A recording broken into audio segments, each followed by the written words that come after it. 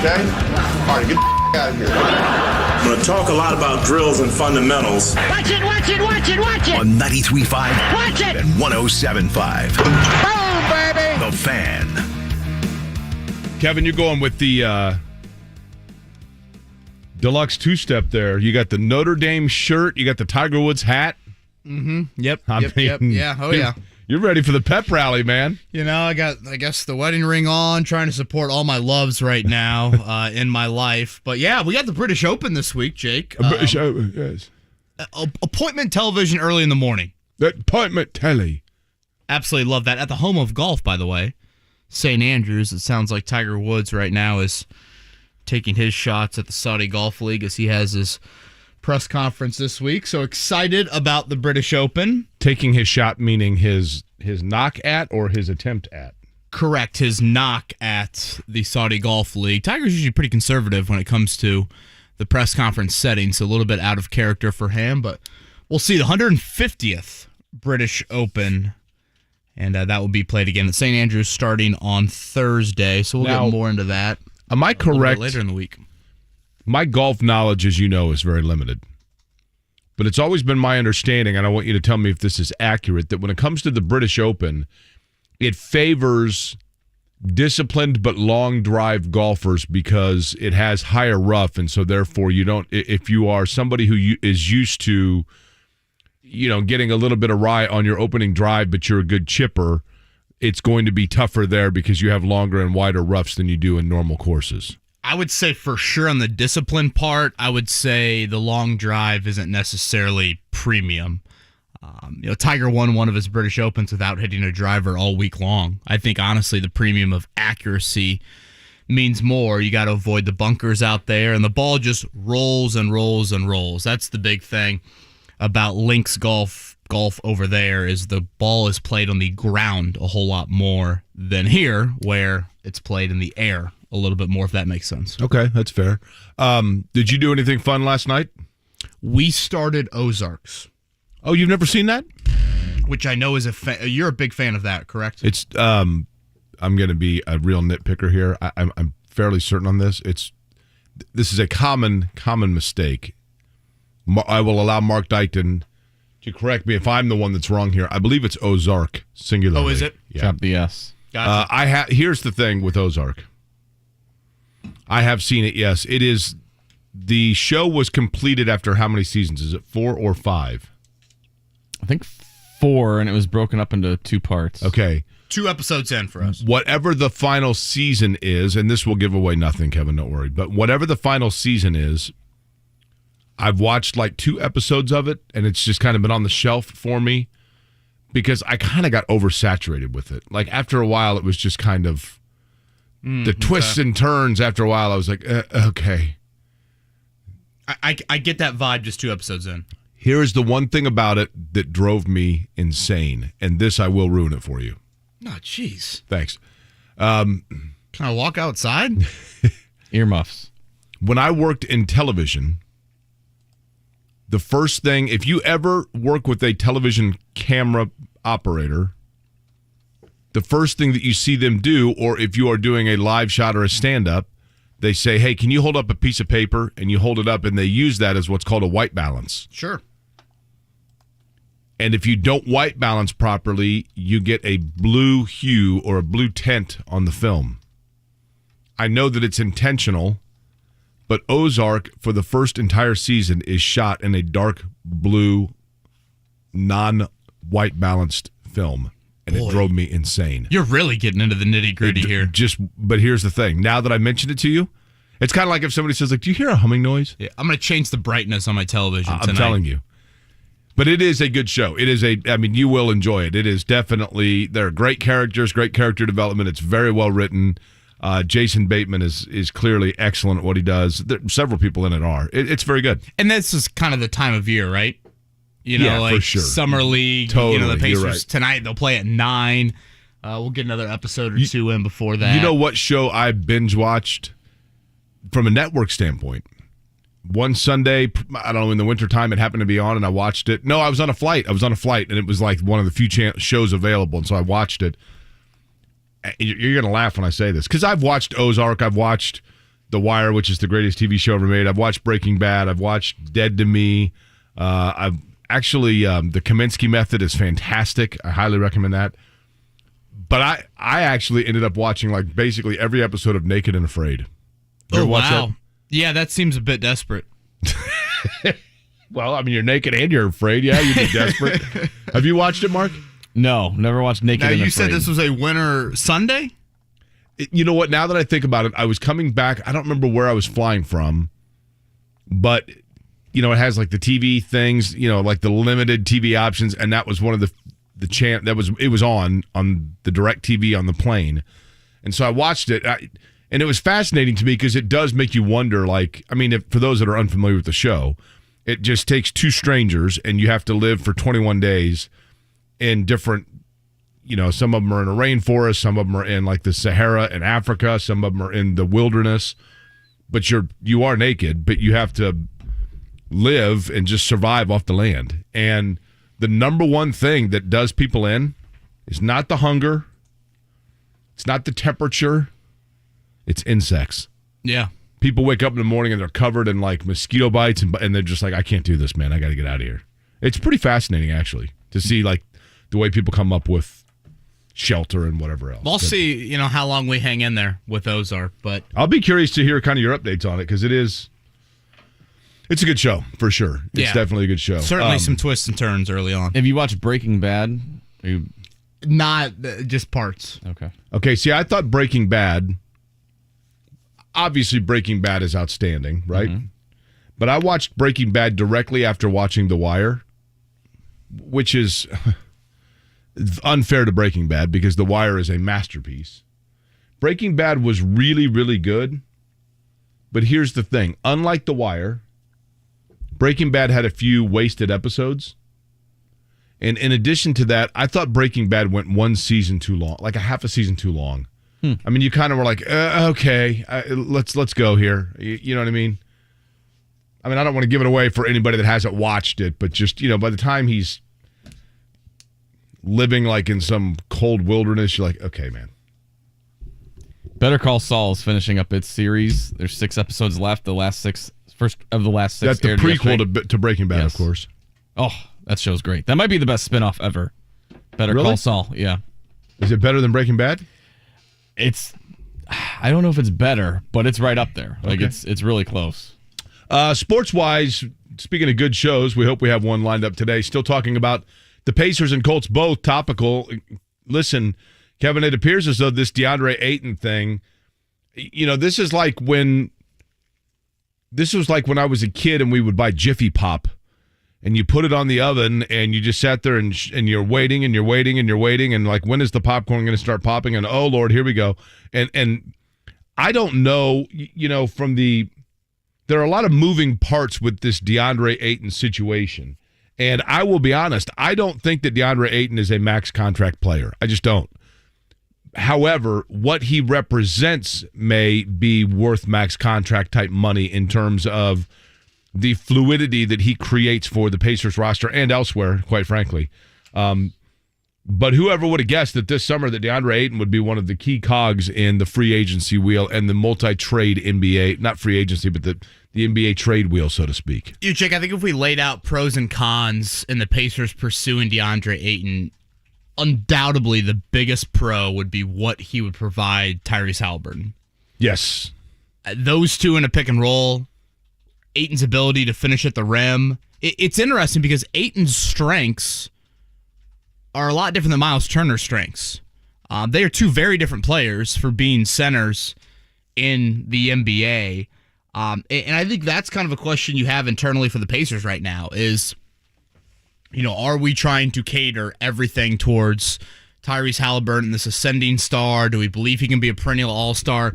Those sorts of things. Because I think his fit, we didn't see Turner next to Haliburton last year, but I think the fit of Ayton as a pick-and-roll guy, as rolling to the basket, again, finishing at a very high level, he would fit that more than Turner would.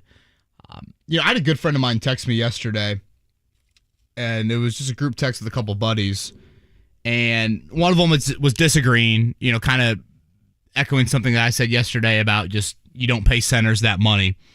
And the other one countered with, just remember, we are the Pacers, and no one good wants to come here. It's a bit blunt, but Jake, there's some validity to it. And you're in a weird offseason where not a lot of teams have cap space, not a lot of good teams have cap space. And here are the Pacers sitting there, and by all accounts, and Brian Windhorst from ESPN reported this yesterday, the Pacers have met with Deandre Ayton, which I think is a big step in this process. And if he expresses some interest in wanting to come here and wanting to be here for the next handful of seasons, I can listen. I don't necessarily agree with it, but I can listen to the people that sit here and say, where else are you going to spend this money in getting a higher level player? Because the cap space, again, is there right now. Next offseason, a whole lot of other suitors come into play here. So that's part of me where I've maybe softened my stance a little bit. I still don't think that they should pay centers that type of money. I mean, you look at what Robert Williams and Kevin Looney made in the NBA Finals, and it's probably 1/4, 1/5 combined of what you'd be paying Deandre Ayton. But I do think that is the side of me that's like, man, if it comes down to extending Turner and paying him, close to Deandre Ayton money, I do think Ayton's a better player than I would agree he's Turner. a better player. I don't know for a fact, but I've heard this pretty reputably. Kevin Pritchard, Chad Buchanan, Rick Carlisle. Don't know about Rick Fuson. But I believe they sat down with DeAndre Ayton. They all sat down, looked at him, and simply said, why not Indiana? That was their pitch. Why not Indiana? Do they have a double X T-shirt for him available, or is that... First one goes to Stick Smith if we can get him to agree to it. He gets the first Why Not Indiana shirt. We just have to get them made. No, but kidding aside, you make a very good point in the fact that if they get indication that DeAndre Ayton wants to be here, that's pretty big, to be honest with you. And does Indiana have to pay a little bit more to get free agents to come here? Maybe. There were guys when I was in high school that had to work a little bit harder to get like the best looking girl to go to prom with them than some guys that just all they had to do was make the call, right? I mean, it's just that's the way life is. Hello. What's that? Hello. Yeah. I'm just saying, but Ayton is what, 24 years old? Yeah, so still in the prime years. I think with big guys, you do shrink a little bit of, how effective can they be? But still, you would think throughout the 4 or 5 year deal you'd be handing him, he would be in his prime. I mean, it is intriguing. Max money, again, I go back to, I said this to JMV yesterday. It was like when I walked into a Target on Black Friday, late in the night, on Thanksgiving night, turning Friday morning, and they had found one left of their huge Black Friday deals of this massive flat screen television that was the big sale of the night. They'd sold out of the rest of them, and it was a $1,300 TV they were selling for $660 or something. And I sat there and stared at it, and I even called my dad. I'm like, Dad, what do you think, man? Should I buy this? I had no reason nor need for that television. But it was available to me. Nobody else seemingly had the resource in that moment to buy it because they didn't know that it was available. And I almost bought it simply for that reason of, gosh, I've got the room to do so. Should I just do it now? Should I just pull the trigger? I didn't do it. But that's kind of what DeAndre Ayton feels like to me to the Pacers. Of, do they desperately need him? I don't know about that. But the availability is there for someone like that. While it comes with a price, from a financial standpoint, they're not getting him discounted. But how many times are they going to get the opportunity to be there at the store with a merchandise available to them that is not available to most? I guess going off that, Jake, a question that obviously the Pacers brass is trying to figure out and in meeting with DeAndre Ayton, it was probably, 90% of it. Jake, where DeAndre Ayton has lived in his life, the Bahamas, San Diego, Phoenix, Tucson, and back to Phoenix. It's probably a good thing this man is obsessed with video games because I don't think he would be venturing out too often in the city of Indianapolis during the winters. And I guess I say that a little bit in jest, but also with some seriousness of like, what happens if he gets 2 years into this and he thinks to himself, oh my gosh, I've just gone from living in some of the greatest climates the United States has to offer, or whatever, the weather in November through February couldn't be any different, to what he has to deal with here in Indianapolis. And maybe I'm making too much of that, but the scar tissue is alive and well of players looking for any reason to exit this city and this state when it comes to playing for the Pacers. And that would be, I think, a real concern that I would have. Obviously, contractually, you would have him, under contract for X amount of years, but clearly that doesn't matter as much as it used to in playing out those contracts. So I think that's a big part of it. Because if I'm handing the dude 30-some million, you worry about what's he going to give you 75 nights out of the year? Does he really, truly want to be here? Is there a level of there's still more that I can reach as a player that I want this team to get to? I think that was the biggest issue I had. And I know a lot of it was out of his control, but we're seeing comparisons made with the Deandre Ayton situation. Again, he's a restricted free agent, to Malcolm Brogdon a few years ago. And remember, the Pacers never pursue restricted free agents. And we'll have Tony East on in a little over an hour to talk more about this because there is a bit of a complexity to it. But they pursued Malcolm Brogdon. They gave up a first-round pick to sign him. That was part of it. They're going to have to, in all likelihood, it looks like, give up something here to get Ayton. And yet you couldn't count on Brogdon to be there. And if you are paying a guy, and Brogdon was $20 million a year, now you're going to be paying Ayton $30-some million a year. He plays a non-premium position on the floor, and if you're worried about availability or intensity level, man, that's a little slippery for me. Your point about, it's funny, the pick they got for Brogdon, does that go with Turner in a sign and trade? I mean, that seems to be conventional wisdom, but we shall see. Yeah, one of those 3 picks from next year you got to think is going. This from Nick. Hey, Jake, go Ball State. Nick must be looking on the YouTube chat. Chirp, chirp. Some of my T-shirts fitting a little more snug than in the past. I'm kind of the same way. Beaver Nuggets? Those Beaver Nuggets starting to catch up? It's the water retention from the meds, I'm telling you. Maddie called the Beaver Nuggets dangerous. Mm-hmm. They are that. And there's a cinnamon version, too, that we discovered. They're fantastic. Sea salt well. also. See, I didn't see the sea salt ones. Beaver Nuggets, for those that are unfamiliar, I would say the easiest way to describe the Beaver Nuggets from Buc-ee's that Mark was kind enough to bring back to us, they are basically Kellogg Corn Pops coated in a brown sugar coating. Is that a fair way of saying it? Yep. Yeah. And honestly, probably 5 of them satisfy your calories for the day. Yeah. 140 per serving calories. It says there's 12 servings in a bag. Well, depends how hungry you are. Yeah. I mean, you've got to, it is a challenge to ration. I gave one to Rosie. I'm just like, oh, there's your first cavity. Just one. Right there. 2 weeks from today, Jake, Grand Park, report day for Colts 2 weeks from today? training camp. Okay. Yes, that is rapidly approaching there. We're less than, how about this? 2 months from today, we'll be recapping the season opener. Do we know yet, or when will we, I guess, we have a meeting later today, maybe that'll give us a better idea, be able to kind of let people know what our schedule is going to be in terms of camp? Yeah, I think we'll be up there a little bit. Again, practice times have been moved closer that changes to things lunchtime. A little bit, right? Yeah, noon, pretty much noon to 1:30 is the popular practice time up at Grand Park.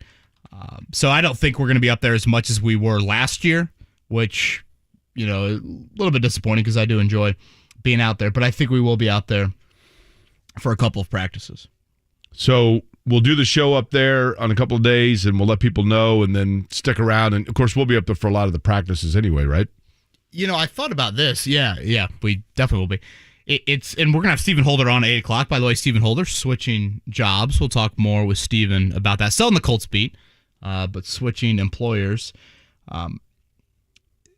the Colts are really betting on something specific with Matt Ryan that I don't think is super tangible, but it's what they believe is a polar opposite from what they got from Carson Wentz last year. And I think it influenced a lot of, what they didn't do in free agency this offseason. And so that's something we can hit on a little bit later in the show as well, because when you look at the wide receiver group, when you look at the tight end group, you're not going to find proven production there. But with Matt Ryan, again, there is this aspect to his game that they are betting on that Carson Wentz did not give them at all. So we'll touch on that a little bit later. Stephen Holder at 8 o'clock, Tony East at 8:30.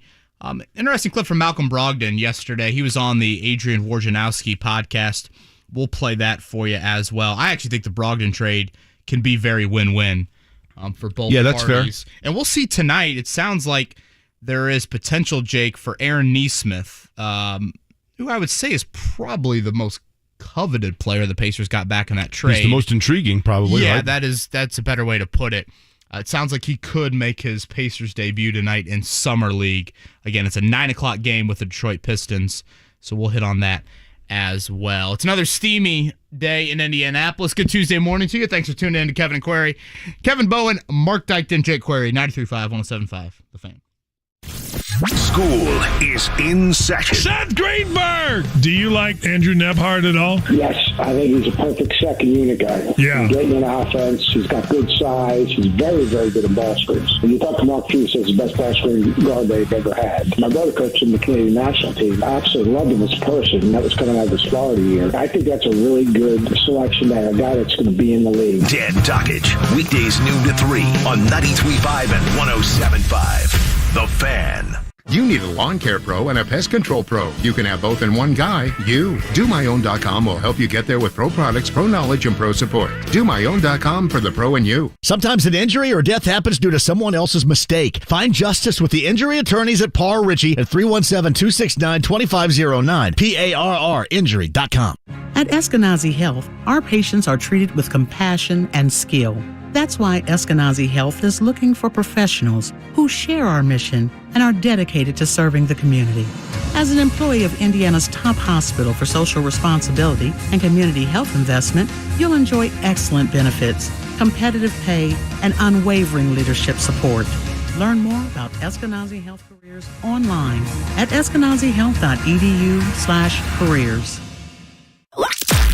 The Morning Checkdown. Brought to you by QC Kinetics, relieving your joint pain at QCkinetics.com on 93.5 and 107.5 The Fan. Jay, kind of a quiet Monday in Major League Baseball. The Reds and the Cubs both have the nights off. Cardinals beat the Phillies 6-1. Tigers lose a doubleheader to the Royals. White Sox lose to the Guardians 8-4. The Indianapolis Indians on the road at the Columbus Clippers this week. What was that?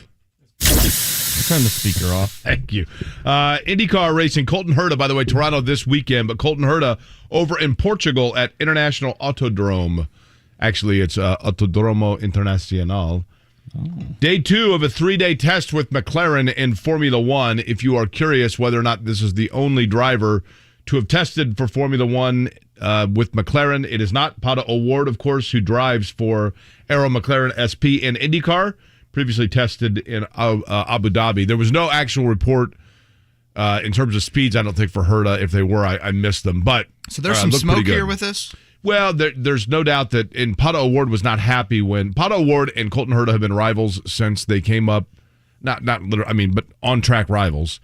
When they came up through Indy Lights, and then Pato O'Ward signed with Arrow McLaren. Colton Herta, of course, driving with Andretti Autosport. There is a lot of discussion that Michael Andretti, no secret about the fact, is wanting to get into Formula One as an owner. And so Herta was the one that then had a side contract with McLaren to do a test for them. That was not, Pato O'Ward was not thrilled about that, because Pato O'Ward, who previously had done some stuff for McLaren, I think felt like he should have been given further test opportunity. But then Pato O'Ward ended up re-signing with Arrow McLaren, so clearly whatever issue he had there was resolved. So there was no secret that Herta was going to test with McLaren, what happens then in terms of contractually, whether that means he ends up driving for them in Formula One or McLaren's doing like a partnership with Andretti to help Michael Andretti get into Formula One. That remains to be seen. Most importantly, yesterday, 50 out of 50 on my environmental conservation paper because I thought I had to do 2 assignments. I only had to do 1, so I did both of them. And so she gave me 50 out of 50. That's right. That's what I am. That has catapulted me now into a 91.2% in the class. Look at that. Meta World Peace, Dennis Rodman numbers there. That is exactly right. Jake Query. Pacers Summer League tonight, 9 o'clock. It's the Pistons. Unfortunately, Jay Ivey out for the rest of the Summer League due to an ankle injury. We mentioned it in the first segment. Sounds like Aaron Nesmith potentially could play. That I'm Pacers intrigued by that. Celtics trade finalized. Yeah, I am as well. A guy that when he came out of Vanderbilt, you felt like the old mantra, or I guess maybe the new mantra is a better way to say it, of 3-and-D. He would achieve some of that. So we'll see if this can turn into a Jalen Smith sort of situation for the Pacers. But 9 o'clock tonight, I believe it's NBA TV for that one. By the way, in the NFL, Pittsburgh has a new home. Not really, it's the same stadium. But Heinz Field, which it has been known since the beginning. We mentioned it yesterday. They hit the 57s on the side of the building, and all the Heinz finally got out of the building, and as a result, it is now Acrisure. What is that? I think it's insurance, right? Insurance, I would think, right? Yeah. Acrisure Stadium, easy to say. Everyone will continue to say Heinz Field. It's the dumbest investment of all time.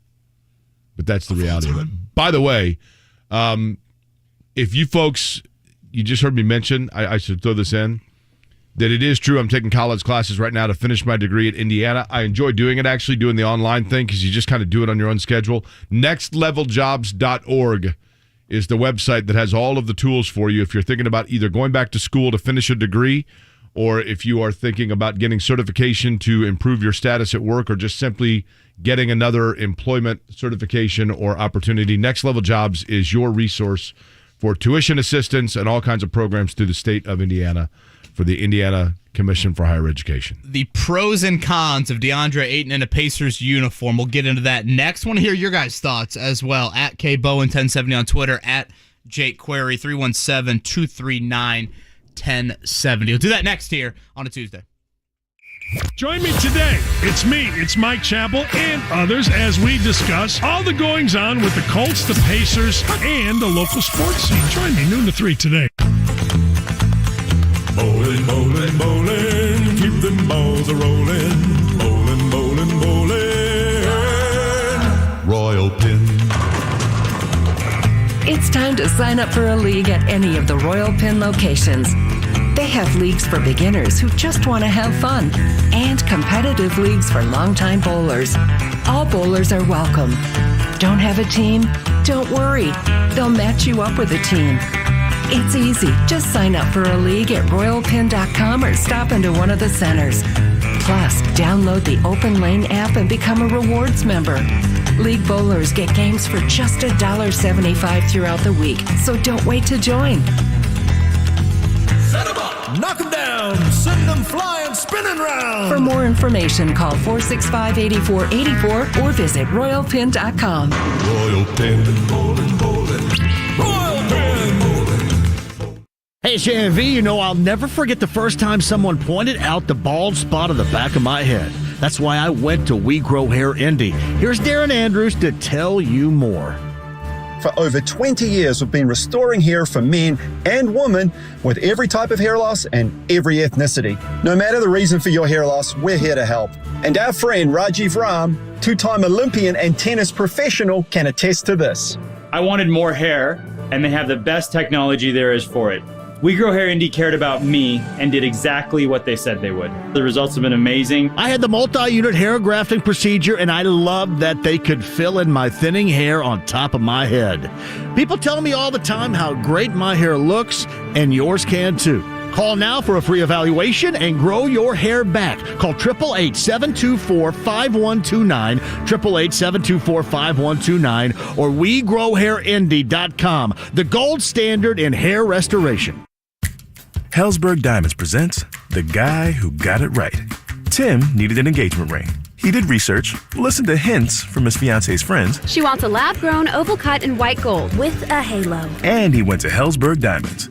At Helzberg, Tim found an incredible selection of high-quality, lab-grown, and natural diamonds. He also found the ring she really wanted. Nailed it. She is gonna freak. Be like Tim. Find the ring of her dreams at a Helzberg near you or at Helzberg.com. Ask now about special financing offers.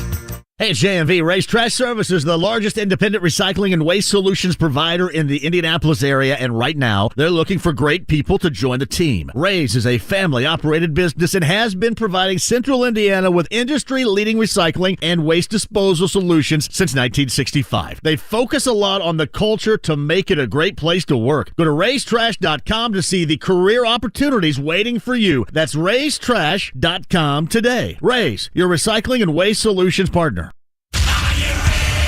WWE's Friday Night SmackDown returns to Indy. I am back! November 11th at Gainbridge Fieldhouse. You'll see Drew McIntyre. Oh, you want to go right now? Plus, you'll see the Street Profits. We want the smoke! As they challenge the Usos for the Undisputed Tag Team Championship. Hear that, Us? And much more. Tickets start at $20. Available 10 a.m. this Friday at Ticketmaster. Circle K is America's thirst stop. And yours, especially when the weather gets... and you need to stay refreshed on the go with ice-cold Circle K favorites like freshly ground iced coffee, Froster, Polar Pop Cup, and more. Think of it as the ultimate thirst-quenching, totally rehydrating summer splash zone. When life's go, go, go, make us your first stop. Because Circle K is America's thirst stop.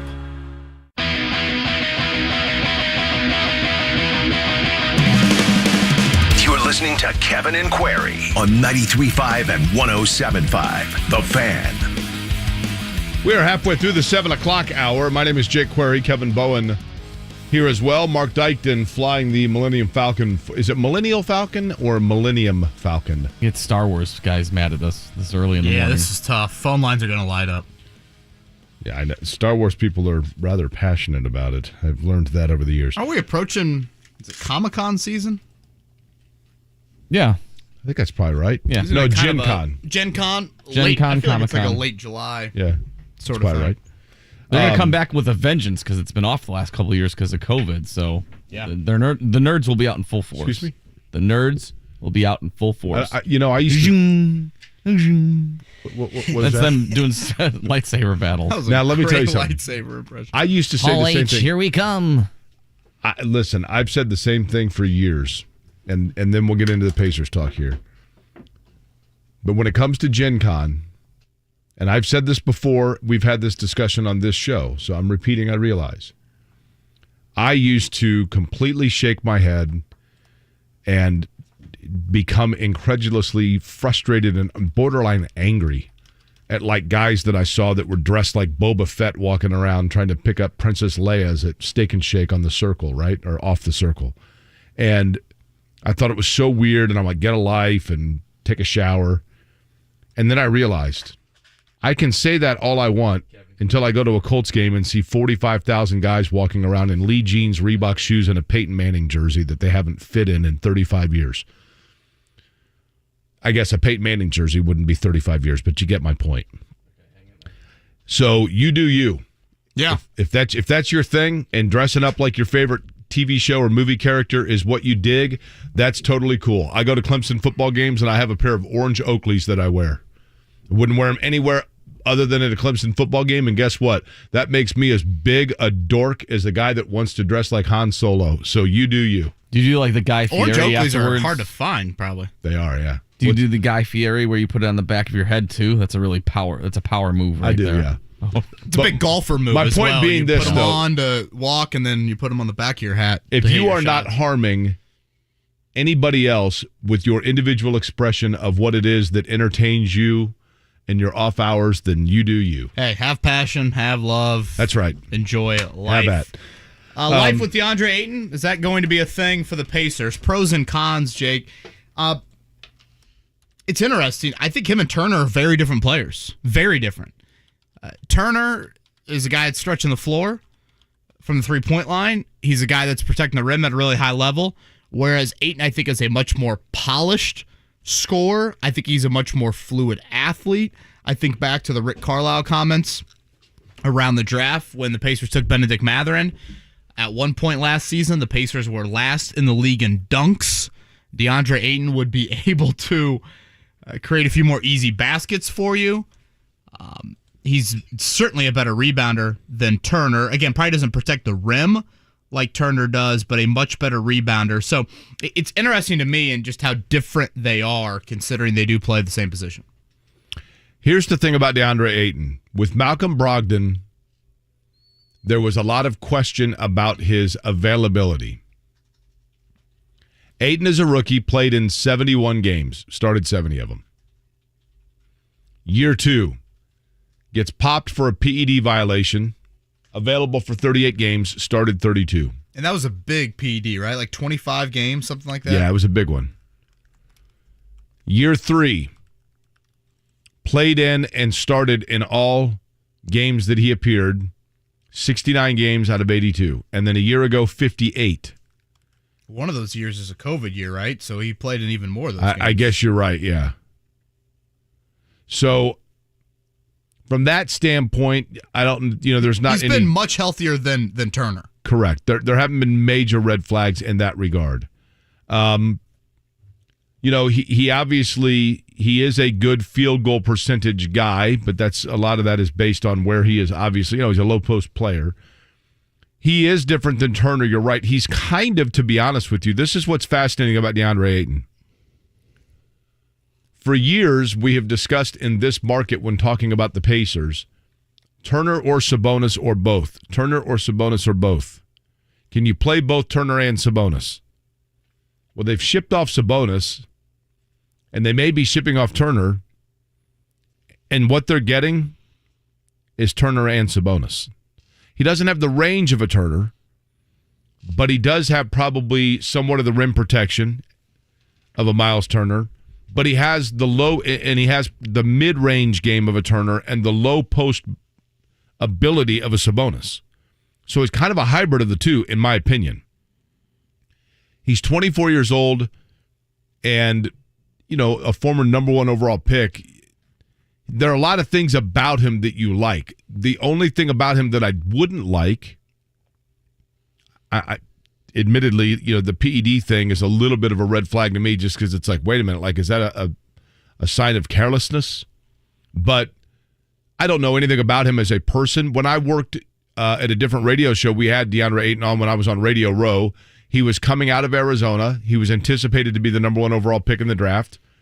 We were told that we could not ask him about the investigation at Arizona of Sean Miller and phone calls. Ayton was the center of that controversy at Arizona in terms of the recruitment of DeAndre Ayton to Arizona. That's totally a moot point when it comes to his professional life. But we had him on Radio Row. Listen, he was a young player that was a few weeks away from being the number 1 pick in the draft, was a really, really nice guy. That means a hill of beans. It means nothing. He was nice then, though. Nice guy. But the key thing here is he is, inside of 2 weeks away from turning 24 years old? So that's intriguing. His contract, again, I think is a little pricey. But the pick and roll aspect with Tyrese Halliburton, I don't want it to be the situation where they get him because they want someone that defines a certain ideology they have with one other player, because then what if Halliburton gets hurt? Then all of a sudden you Ayton, or you're like, well, wait a minute. I mean, we got him here to play with Halliburton. You know what I mean?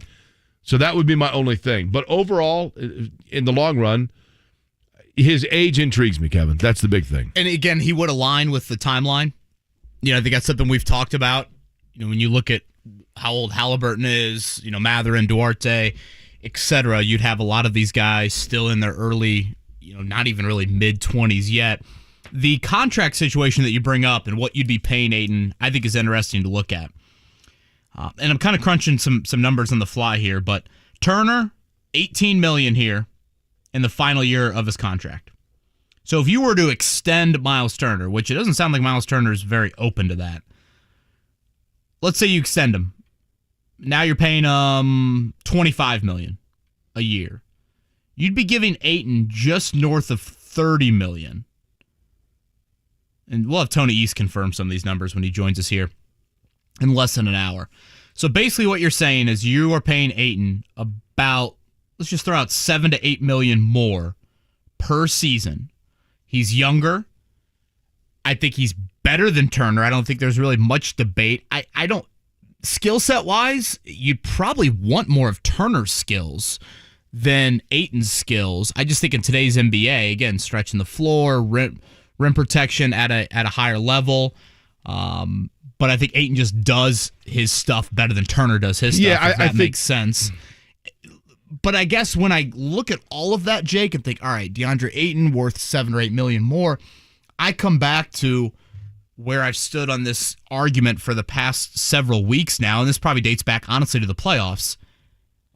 If I'm constructing a team, I don't want to pay a center $30-some million or $25 million. Right. I want to pay a center $10 million, $12 million, and I'd be totally fine with just every 2 years rotating in centers who are starting for you. Like, to me, I look at the Pacers roster and think, could Jalen Smith or Isaiah Jackson, could that be your center rotation? I think that's fair.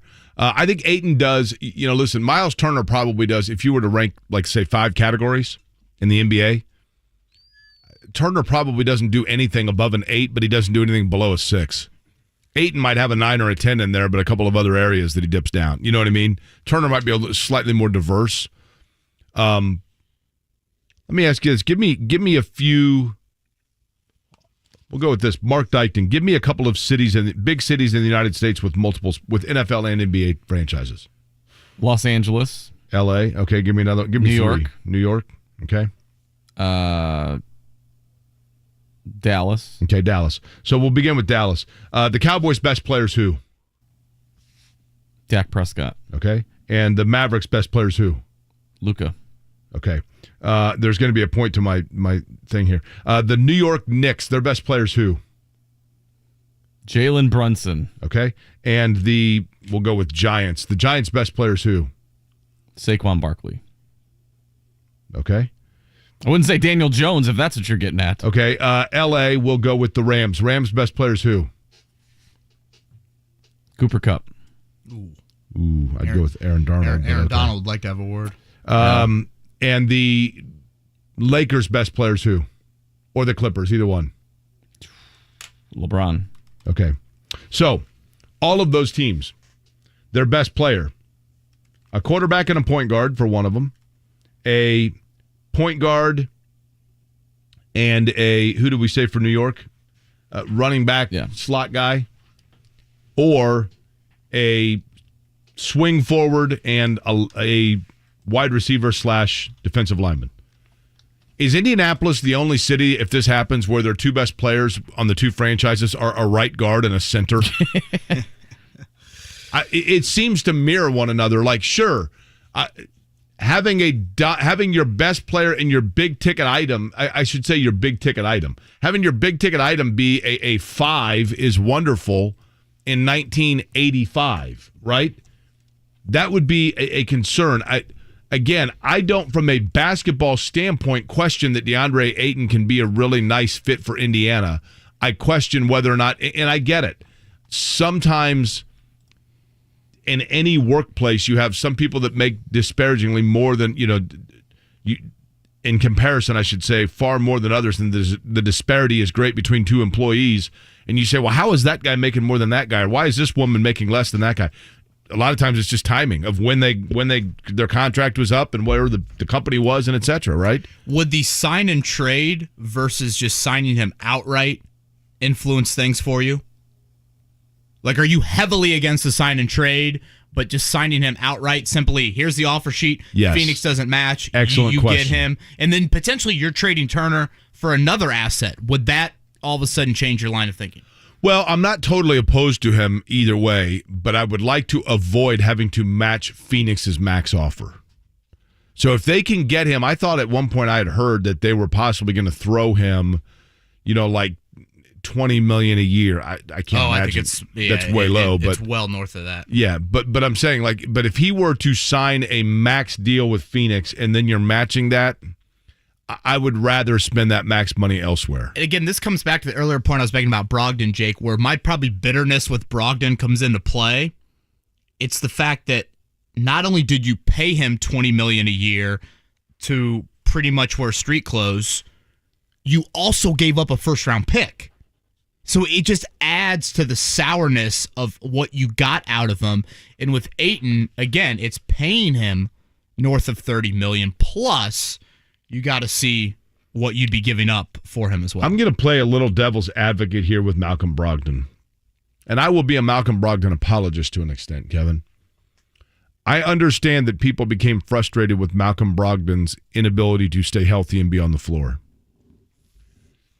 He did, at the beginning of the year in particular, play really well, statistically speaking, for Indiana. And yes, it became frustrating when it was one thing after another from an injury standpoint. But I do think that there is an element of the Pacers knew the season was going south and knew that there were players they had to assess and evaluate. And so there was nothing to be gained by, in other words, games in which Brogdon was out with a foot or an ankle, or I can't even remember what the injuries were. I think Achilles was the popular one. Yeah, I mean, some of those, I don't know that was Malcolm Brogdon saying, I can't go. I think it was as much Indiana also saying, like, you know what? We're probably going in another direction. We got to do some assessment. So, like, there's no sense in either one of us pushing this. Yeah, part of it, sure. I also think there's some evidence to, he influenced some of these coaching decisions. That may well be the case. Malcolm Brogdon did join Adrian Wojnarowski on Wojnarowski's podcast and had some interesting things to say about his situation in Indiana. And I guess the real question that he addressed was, is there bad blood? Were there bad feelings? Or was he understanding of the decision and the path that led him from Indiana to now being a Boston Celtic? This past year, we made some big trades. We traded our all-star in Domas, and I think that really changed the landscape of the Pacers organization, and it sort of blew things up. I feel like that was the real big sign of a complete rebuild. And, I wasn't one of the guys that fit their timeline. I'm 29. They brought in a point guard in Tyrese Halliburton, who's a great young player. He's going to be a great pro, for a long time, and that's the guy they're going to invest in. And, at the end of the day, it's a business. And I had multiple conversations with the Pacers. This is a business, and I understand. I just want to know the direction, and they made the best decisions for themselves, and they sent me to a contender. And I'm excited about the opportunity to be with Boston, and I'm very appreciative of how Indiana handled it. Now, I'm not saying it sounds like this still was the same. I know that the Pacers had a policy for years. For 25 years, the Pacers had a policy that when players would come to Indiana, they were actually asked, are there any franchises that you would not want to be dealt to? Or do you have preferences if you were to be traded where you would want to go? And the Pacers also had a policy when a player was going to be moved that they were to be informed ahead of time and given a heads up that, hey, this conversation is taking place. You are a possibility. I would assume that that's still within the franchise is the case. Sounds like it was with Malcolm Brogdon. On a side note, I will tell you the only player of the last 30 years that was not afforded that and was still pretty bitter about it, quite truthfully, because he was a last-minute throw-in to finalize a multiplayer trade. Jalen Rose was never informed ahead of time until it was out that he had been traded from Indiana to Chicago, and he was very resentful about that and has made no bones about the fact. I mean, bygones are bygones now, but he was very hurt by it at the time because he wanted to actually be here. And the Pacers, I think, resented or regretted is a better word. The Pacers regretted not being upfront with him in the moment and in the situation. So it sounds like with Malcolm Brogdon's case, Kevin, there was an open line of communication. That's why I think it is entirely possible that the line of communication with him of, hey, we may be going in a different direction, as he talked about, once they traded Sabonis and had Halliburton and the handwriting was on the wall, I think that's probably a big part of why you didn't see him on the floor a lot towards the end of the year. Yeah, Brogdon, another thing he said with Woj was he felt like Washington was going to be where he ended up. And remember, right before the draft, we thought Washington Correct. and New York kind of in that 10, and 11, who did 12 Washington, range. They signed somebody, did they not? Or they? Monty Morris, is that who they got? I mean, they gave Beal a ton of money. That's right. And I think they got Morris coming over from Denver to play a little bit of a bigger role for him there. And like I was saying earlier, I think Brogdon and Boston makes so much sense. When you watched Boston play late in the year, not having just a steady point guard presence to kind of quiet the waters, get Brown and Tatum the ball in good spots. If you look at the turnover numbers for them throughout the playoffs, it was like, hey, whenever they have over 15 turnovers, they lose. I think Brogdon will help them out there. And again, the elephant in the room with him, injuries, Boston can load manage him all season long. They are just fine in establishing themselves and getting a good record.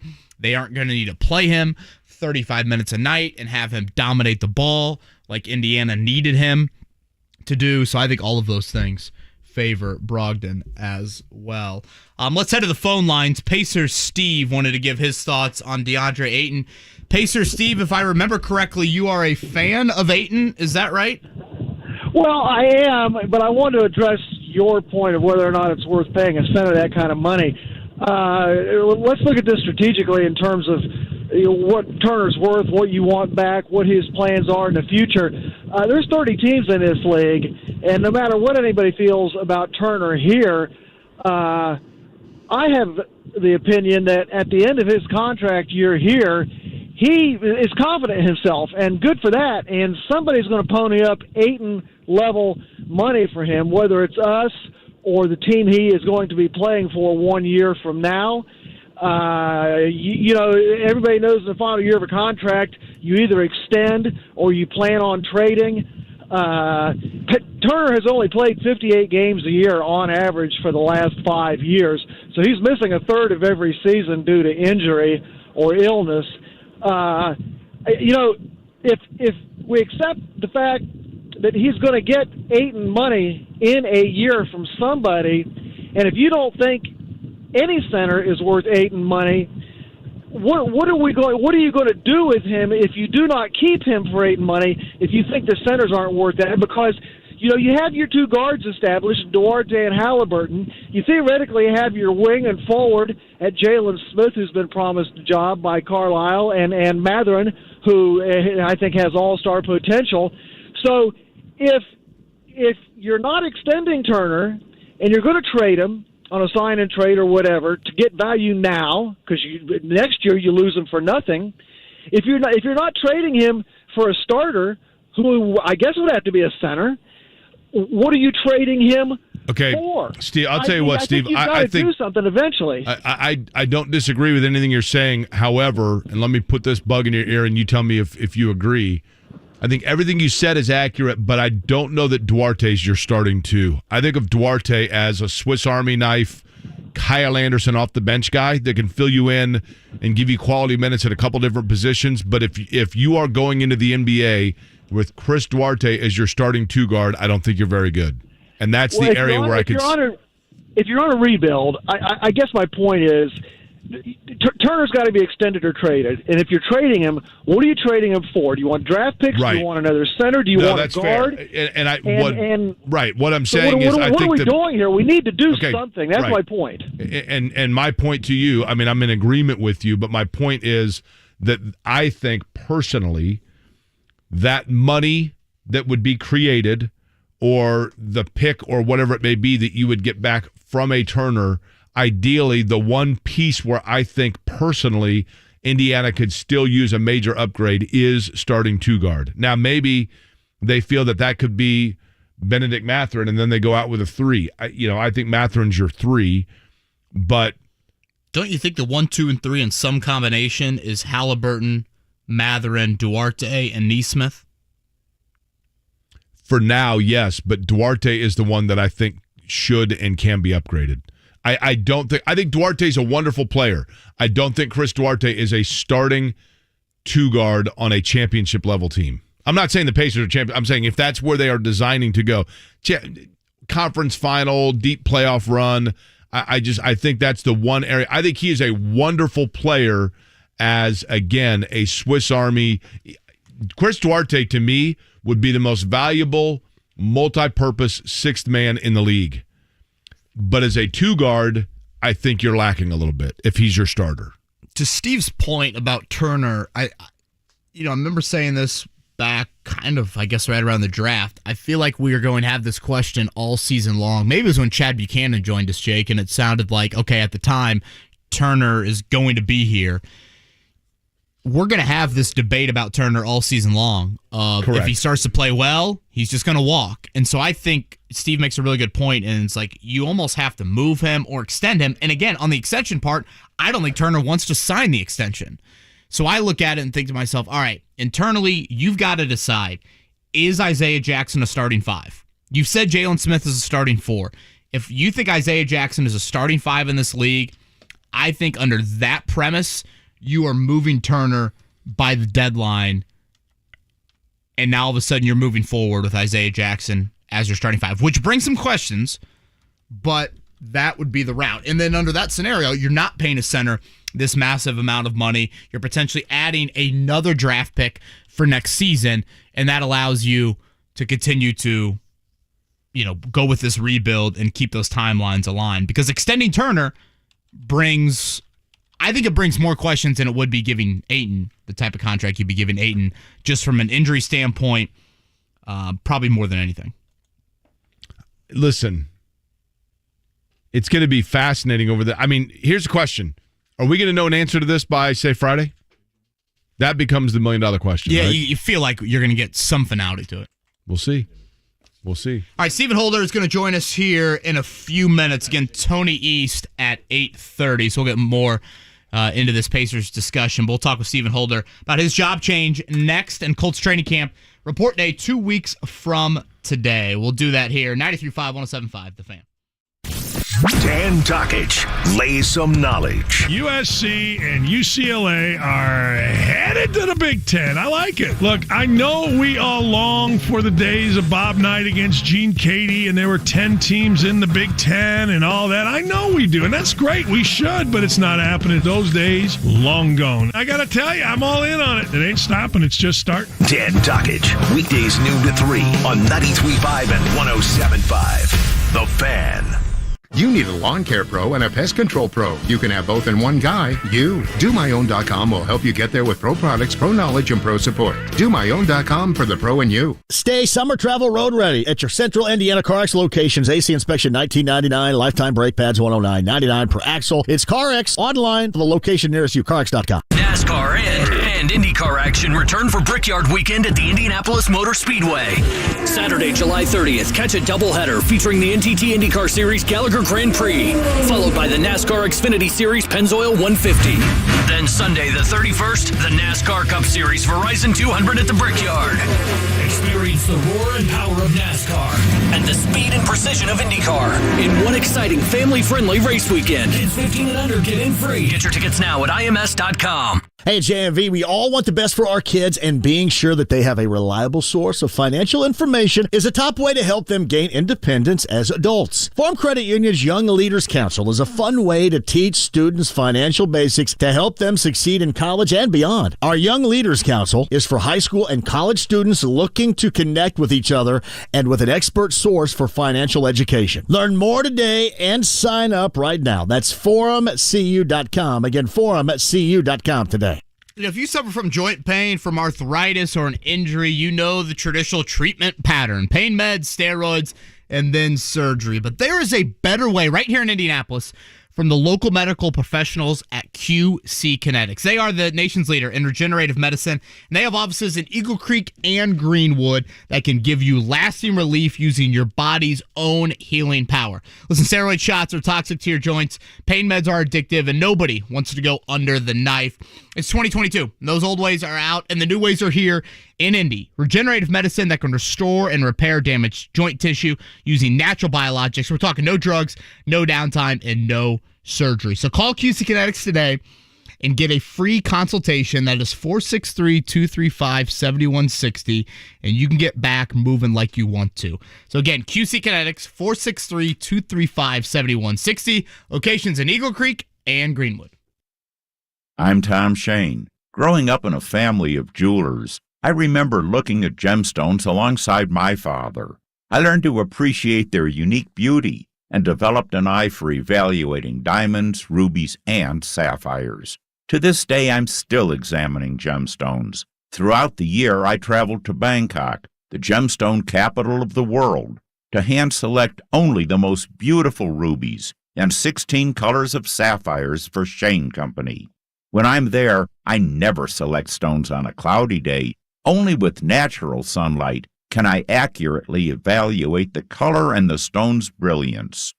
I also oversee the cutting of each stone to maximize its inherent beauty. That's why our gemstones are more beautiful and vibrant than any other jewelers in town.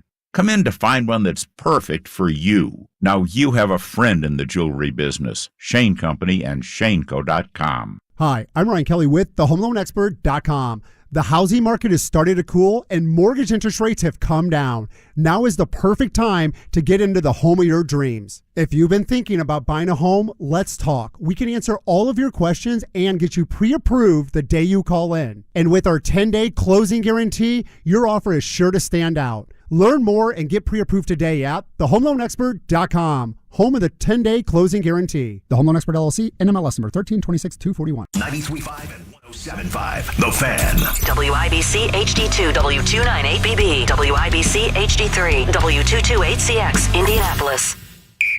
The NTT IndyCar Series races through the streets of Toronto. Sunday at 3 on 93.5 and 107.5 The Fan.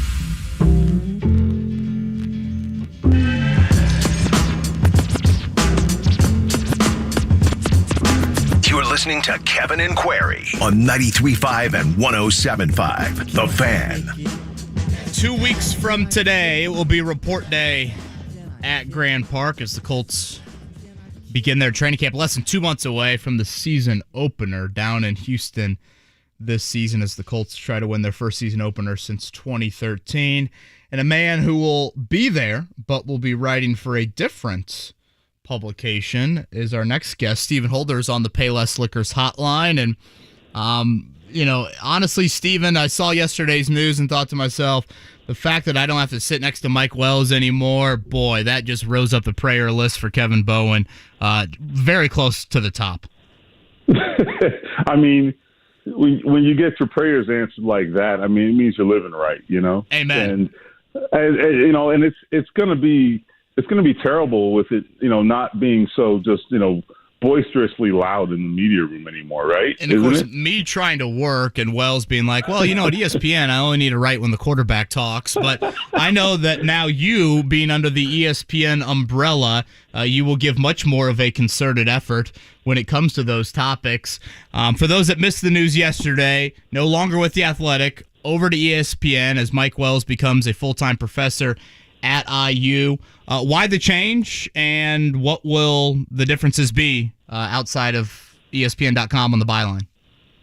Well, first of all, I want to say thanks for getting my day started with the news that training camp starts in 2 weeks, because I wasn't ready for that. But anyhow, yes, I will be there. I will be wearing a little bit different hat. So starting at ESPN this week, I will say this. I first talked to ESPN over 5 years ago about a job, and just at the time it required a move, and from a family standpoint it didn't work out. But, we've had a relationship, since then, and, have had some dialogue here and there. But I was very happy at The Athletic and really wasn't even considering anything else. When Mike decided to move on, they called me, they reached out because it made a lot of sense. I really was just sort of cool to it at the time, because I was very happy with where I was and doing some new things at The Athletic as well. But I think at the end of the day, what really happened, and I think, a lot of people have wondered, well, why do this, particularly in a very similar role. It was very much apples to apples. But I do think at the end of the day, in this line of work, I think there are more avenues to grow at ESPN, which is not a slight to The Athletic. The Athletic doesn't own a TV network. They don't have a radio network, right? I mean, there are platforms they don't have.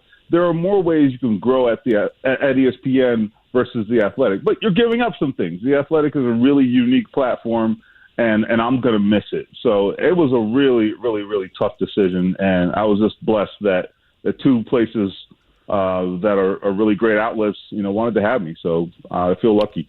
So as you dive in to this new venture, Stephen Holder, and again, congratulations on it. As you do so, in your opinion, when you look back 5 years from now and somebody says, hey, Stephen, when did you start exactly at ESPN? You're going to say, oh, I started, I remember it now that you ask, Frank. I remember it well because I don't mean Frank Reich, I just picked that name generically. I remember it well because the big first storyline that I had to cover for the Colts was blank. What will your answer be? That's a good question. I think I think it might be the first hot start for the Colts in a long time. I think they have a chance this year to get off to a hot start, and I know it gets tough after the first 2 weeks, but I do think it could be finally a refreshing situation to cover a Colts team that doesn't have to pull something out of their rear end in the back half of the season to make something of the season. So I don't know if that actually answers the question, but I think there's a chance this could be the year. I mean, obviously, they start off with a much different, slate, I guess, than they often have. But at the same time, Jacksonville's in there too, so it's not as if we can just dismiss it. Stephen Holder, no longer with The Athletic, over at ESPN now. He is with us here on the Payless Liquors hotline. Stephen, I was thinking about this earlier. Actions speak louder than words, and the Colts' actions this offseason clearly have indicated that they thought Carson Wentz was not even close to the level that they needed at quarterback. And I say that because look at what they didn't do at wideout or tight end this offseason. I mean, they will enter training camp with easily the youngest, and I would argue the most unproven group of pass catchers in the league. And I think what they're saying with that is Carson Wentz couldn't process, Carson Wentz couldn't find open targets, and we believe that Matt Ryan's eyes, Matt Ryan as a processor, and just his general kind of football intellect will be able to get more out of that very youthful and unproven group than Carson Wentz could. And Carson Wentz also had Zach Pascal and T.Y. Hilton and Jack Doyle, who none of those three are still around. Yeah, no, great observation. And I think you're entirely right on that in terms of how you described the Colts' perception of the situation. I think that's clearly the way they see it. And to a point, they're absolutely right. All of those things you outlined about Carson Wentz in terms of the Colts' viewpoint, I think are true, right? They do agree that he had decision-making problems, that he wasn't accurate, et cetera, et cetera. All of those things are true. It's also true that I think Matt Ryan is going to have a very, very positive effect on the current wide receivers. The question is how much, and is that enough?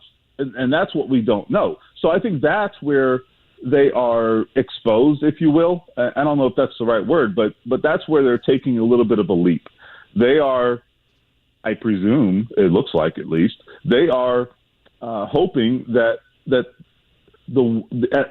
Matt Ryan helps them in such a way that it makes such a concerted difference that it's going to be enough to make up for what they don't have. And that is the part that I think we really can't know right now, and so I guess we'll have to see. But I think you're right, and I think that is going to be, I guess, one of the big telltales of this season, because if they're wrong about that, I think they're going to make things a lot harder on themselves. I still think they can make something of this season, but having success this year in 2022 is going to be very much dependent on the success of the Colts offense. And having a successful offense with an underperforming group of wide receivers is going to be tough. One follow-up on that. I'm looking at the training camp schedule right here. August 17th, the first joint practice with the Detroit Lions. When we're out there for that practice, will T.Y. Hilton be in a Colts uniform? Will he be in another camp? Or will he still be a free agent? I've gone back and forth on this in terms of whether they'll bring him in. I actually lean toward maybe they should do it. And And I'm not promising you that it's going to happen. I don't know that, and I haven't gotten necessarily a strong sense that it's going to happen. But here's where I think it makes sense from a depth standpoint. I think they are one injury away from being in a bad place. And let's be honest, they have had certainly notable injuries at wide receiver the last few years. I mean, a couple of times it's been T.Y. who was hurt, but the point is you've had injuries to that group. Paris Campbell, I don't have to rehash that. Michael Pittman has had a couple of things that have sort of limited him, in particular his rookie year. That was a pretty major injury. So I just think they're one injury away from being in a place where they're scrambling. Now, they could argue, and they may think that, all right, well, if we do have an injury, T.Y. will be there and we can call him. But that's not necessarily true, because once the injuries start hitting around the league, T.Y. Hilton becomes, I think, a really prime target for a team that needs to find some depth at wide receiver. So I don't think you can just assume he'll be there, because if a team suffers a couple of injuries at that spot, I mean, he's going to be pretty high in the pecking order of veterans you would call. So I do think there's a really strong argument to be made that they should make the move and get T.Y. Hilton here in camp. Stephen, when I look at the tight end position, I'm kind of fascinated by it, because you've got Mo Alley-Cox, Kylan Granson, and then you've got Jelani Woods, who was, a big target draft pick out of Virginia, Andrew Ogletree. It seems to me that the Colts have depth at tight end. And then I stop and think, maybe it's not depth, because they're all kind of, with the exception of Mo Alley-Cox, unproven projects to an extent. Which is true? The fact that they've got 4 players that are all pretty good if their number's called, or they have 4 players that they're hoping one of them completely explodes and they just simply are taking 4 turns at the roulette wheel? I think it's a really appropriate question. I'll start by saying this. What they have there is they have 4 really unique athletes, for sure. That's the thing that I think is most attractive. Mo Alley-Cox, obviously, we've seen him and we know his skill set. We know why he is attractive as a player. Kylan Granson is a really good athlete and really fast for the position. He's definitely got to tighten up, though. He's got to polish. He's got to be more polished this year. And then certainly the 2 rookies who just look like they were made in a factory or something, just in terms of their just ridiculous size. The question is, can they actually provide much this year?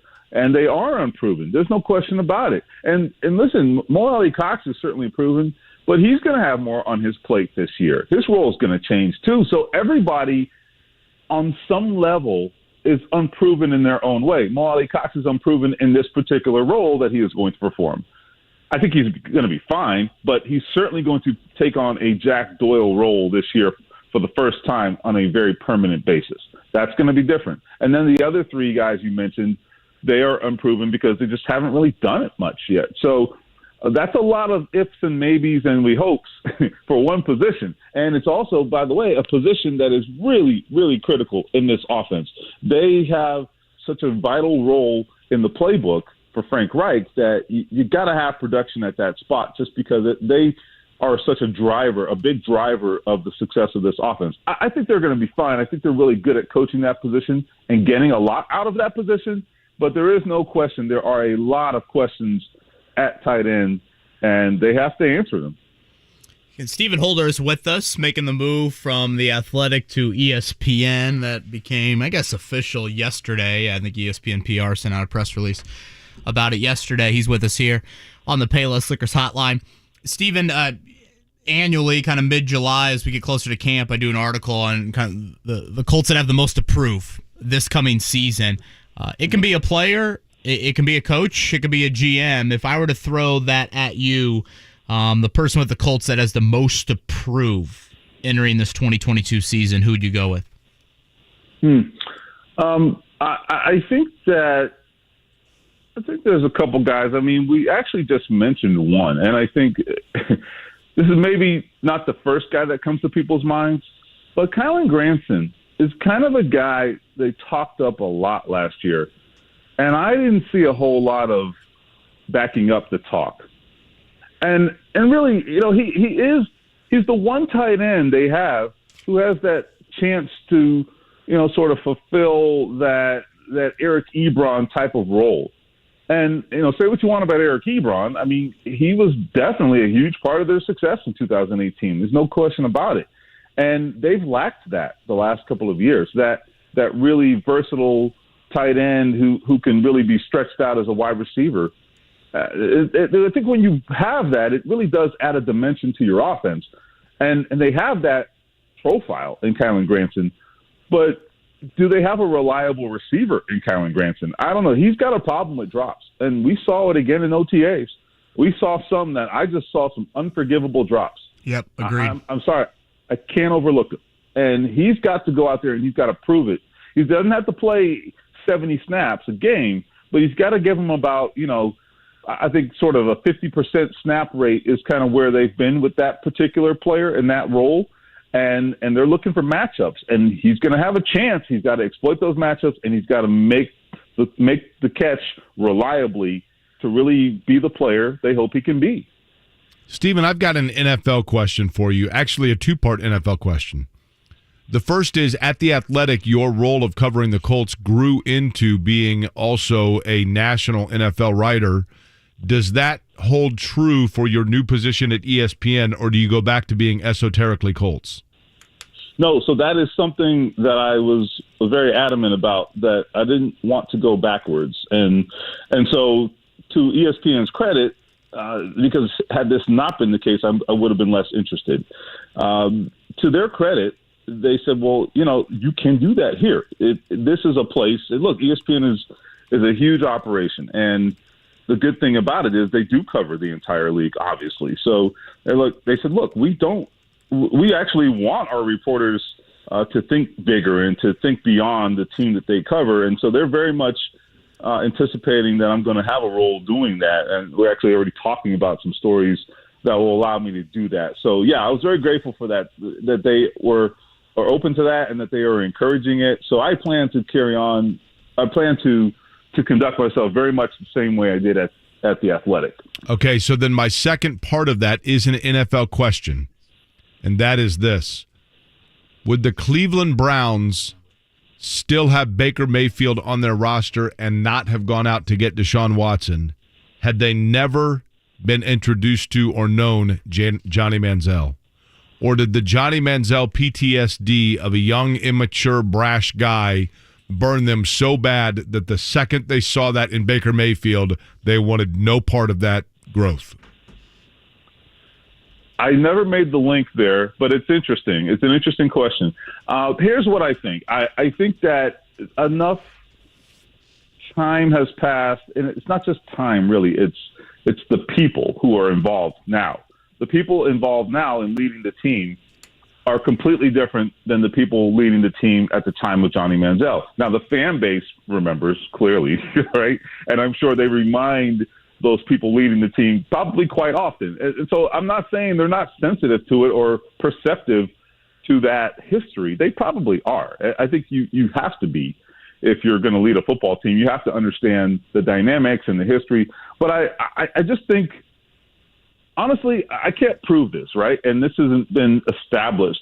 But I really, really, really think that the Deshaun Watson move and all of the pursuit of Deshaun Watson, I get the sense it was driven by ownership.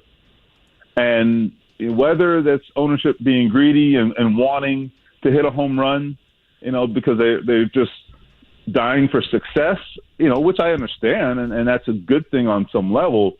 But I don't know. It really smacks of that to me. I've talked to some people around the league about this. I mean, Kevin Stefanski, their head coach, he's a guy who's very well respected around the league, and I think is the type of guy, including I would say Andrew Berry as well. Neither of those two guys scream to me, we'll just risk it all for Deshaun Watson. I don't know. I've had a hard time getting my head around that, which is why I wonder how much of this goes back to ownership. In fact, it always goes to ownership at the end of the day, something like that, because nothing at that level happens without ownership being all in. So that's how I see that. Oh, Chips. That was good. Man. That was very good. Oh, no. That was so That was a unintentional. terrific impression. Now I see why ESPN hired you. Excluding the private jet engine in the background that was dead on. Yeah, we're just making sure. Loud and proud. Thank you, Steven, for that. That's great. As if I wanted to throw in one more, and I guess based off what your old colleague Zach Kiefer just produced yesterday, I feel like I'm allowed to ask this question on July 12th because we just talked about the present-day Colts for 15 minutes, so why not talk about Andrew Luck for one question? We had Zach in studio yesterday for about an hour, Steven, and one topic we didn't bring up with him that I think it's super hindsight, but I'm curious your thoughts about.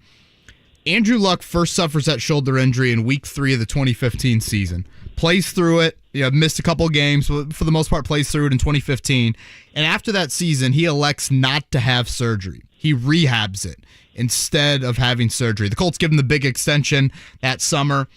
You think there's some regret from maybe Luck and not having surgery right away, and even the Griggs and Pagano camp and, trying to coax him down that road to say, all right, let's get this out of the way now. Let's not deal with it. Have surgery and come back in 2016, and now you're full go. Do you think there's any regret there?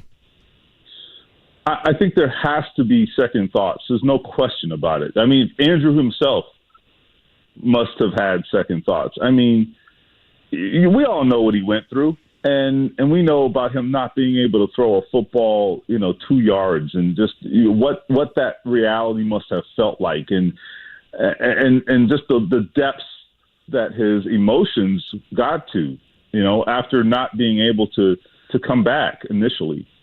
And so when he's going through all of that, can you imagine his thoughts?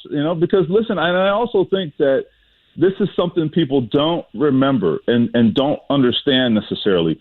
And it's this: playing in 2016, I think, really exacerbated his issues. There's no question in my mind. It exacerbated the issues, playing on the hurt shoulder. And he played every game, I think, or maybe missed one. He played 15 out of 16 games. Yeah. And there's no question it exacerbated his issues. And we know this because he couldn't practice.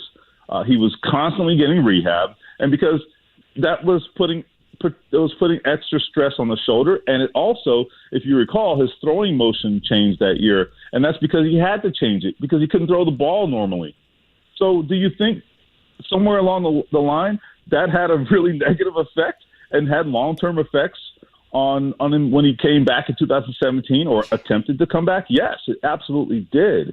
That has been established to me by people in the know. So there's no doubt in my mind that the decision to not have surgery initially was a terrible decision. Now, what we can't know and what I don't know and won't take guesses on is how much of that was driven by Andrew and how much of it was driven by the franchise. That's the part I don't know. He took responsibility for the decision, but maybe he should have been encouraged to do something else, and that's what I can't know. Steven, bigger number, the amount of money that ESPN throws at former Miami Hurricanes journalism students or the amount of money the Miami Hurricanes throw at prospective third-string linebackers as part of name, image, likeness?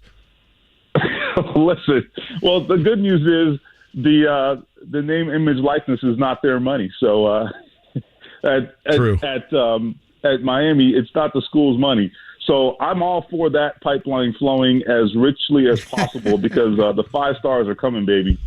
Boy, we might be back. That's certainly true. We'll see if the SEC. That Clemson matchup's no longer an easy W for the Tigers. That's right. You know it. I know. Steven, congrats on the move. I'm really glad that you'll still be on the beat and everything, and looking forward to some more opportunities, certainly from a radio and TV standpoint for you as well. So congrats on that.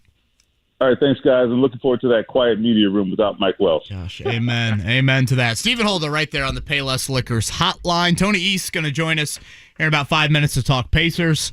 Let's hit a morning checkdown. The Morning Checkdown. Brought to you by QC Kinetics. Relieving your joint pain at QCkinetics.com. On 93.5 and 107.5 The Fan. You know, typically we talk about how July is the doldrums of sports, but there's been a lot to talk about. But I think Kevin, for the most part, it's illuminated the fact that our big storylines this week so far have been Summer League and the Jets quarterback dating his mom's friend, right? Gosh, that's some juicy storylines for Zach Wilson. It's pretty awesome, isn't it? And I would say if the mom's friend looks like the mom, you fault them? Birds of a feather, buddy. Birds of a feather. Colton Herta, by the way, in day 2 of a 3-day test at the International Autodrome Portugal. That's a racetrack in Portugal. Colton Herta testing for McLaren in Formula 1. Yesterday was day 1, today day 2. It is a 3-day test for him. Keep in mind that already under contract McLaren Aero SP driver Pada O'Ward for IndyCar tested a Formula 1 ride for them back in Abu Dhabi a year ago. Major League Baseball, kind of a quiet Monday around the diamond there. Cubs and Reds are off. They're hosting the Orioles, and the Reds are at the Yankees, respectively, starting today. Cardinals beat the Phillies 6-1. Tigers lose a doubleheader to the Royals. The White Sox lose to the Guardians 8-4. You know what I just figured out? This has never hit me until now, and this is the kind of neuroticism you have access to when it comes to this brain. I've never before, until you thought of this. Do you think that the Arizona Diamondbacks, snakes are common in the desert, right? Yeah. Not uncommon there. Mm-hmm. And so when they had the baseball team, the franchise, and they had to come up with, there could have been the rattlesnakes or the copperheads or what. Do you think they went with Diamondbacks as a play on words because it's baseball? I've never thought of that until now. Is that it, do you think? Didn't the logo used to have like the diamond on it? Did it? I thought it. I thought there's an alternate jersey. I've only seen the logos. First off, I can't stand their uniforms. I don't like their color combo. But did you like the old ones with the purple and everything? No, every team went through that purple teal phase. Like the Raptors came in with the purple and teal, and the Pistons tried to do green, purple and teal. I actually like that Diamondback. I love the Suns purple and orange. Yeah, the Suns isn't bad. I like the Valley Suns ones. Those are kind of cool that they've come up with. But do you think it's because of that? Well, I always thought because the snake head is kind of shaped like a diamond. Have you ever noticed that? Well, isn't that true of a Diamondback? Or is it Diamondback just because they have diamonds on their back? I don't know. I'm not a snake guy. I don't know. Boy, some riveting zoology. You missed a lot of great stuff on I might know this in my environmental conservation class, which I'm at a 91.6%. Raise your hand today and ask Thank the you. professor that one. Tonight, it'll be the Pacers, their third Summer League game from Vegas. It's a 9 o'clock tip with Detroit. One more game later this week. playing? No, out for the rest of the Summer League. It sounds like ankle issue, right? Injury there. We'll see if Aaron Nesmith makes his Pacers debut with that trade with Boston being finalized. That will be something to keep an eye on tonight. And speaking of DeAndre Ayton, Tony East, he's going to join us next here on Kevin and Query to dive more into all of those things. We'll do that with him. 93.5, 107.5, The Fan. America's leading internet provider just got even faster. Switch to Spectrum Internet, and you now get starting speeds of up to 300 megabits per second. Faster speeds for streaming, faster speeds for gaming, faster speeds for working or learning, all with 99.9% network reliability. So no matter what you do online, you can do it better, safer, and now even faster with Spectrum Internet. Visit Spectrum.com for details. Based on internet subscribers among top ISPs, speeds may vary. Restrictions apply. Go yard all summer long with $5 Dinger Tuesdays on FanDuel Sportsbook. Hey, it's Mark from Kevin and Query. This season, all customers will get $5 for every home run hit by both teams when you place a $25 to hit a home run wager on Tuesday MLB games. And the best part about Dinger Tuesdays is even if your bet loses, FanDuel will pay you $5 for every home run hit. So I'm keeping it simple today when the Reds take on the Yankees. Give me Aaron Judge to go deep against the Reds. I know, Aaron Judge. It's not like he's been hitting a lot of home runs this year. It's easy money, I think. I'm taking it all the day. Do whatever you want. You pick any game on the Tuesday slate, pick your home run hitter, and get $5 for every home run hit in that game. So what are you waiting for? Pick your home run hitter and turn big swings into big wins. There's no better place to bet America's pastime than on America's #1 sportsbook. All you have to do is head over to the FanDuel app, download the FanDuel Sportsbook app if you haven't already, and sign up using promo code MARK. Again, that's promo code MARK, and opt into $5 Dinger Tuesday, one of my favorite promotions on FanDuel, especially during the baseball season. Plus, they have everyday odds boosts and specials. The app is safe, secure, and easy to use, and when you win, you get paid quick. Again, $5 Dinger Tuesdays today. Make sure you sign up with promo code MARK, M-A-R-C. 21 and over and present in Indiana. First online real money wager only. Bonus issued is now withdrawable site credit that expires in 7 days. Max bonus $25. Restrictions apply. See full terms at sportsbook.fanduel.com. Gambling problem? Call 1-800-9-WITH-IT. Helzberg Diamonds presents the guy who found the perfect ring. Jake needed an engagement ring, so he did his research, asked his fiance's best friends for advice. She wants emerald cuts. Definitely. And he went to Helzberg Diamonds. Jake knew that Helzberg's been in business for over 100 years. That means quality. And with their price match guarantee, he'd get a great deal. And she'd get the ring she's always wanted. Way to go, Jake. So be like Jake. Find the ring of her dreams at a Helzberg Diamonds near you or at Helzberg.com. The Ride with JMV. Line 2's Yes, Kuiper the rapper. Oh, Kuiper. Tic-tac-toe? Yes, sir. That's you. Let me bless you guys with a little quick verse before I go. Do it. My dad got up there, he heard something knocking, thought it was a quick me, and he was rocket. Into my room, opened up the door, he said, "Son, what you doing playing tic-tac-toe? That's it? And that's no? Is that sex? Well, maybe so." That's awesome. Tic-tac-toe. All right, Jay, I'm out. Dude, that's awesome.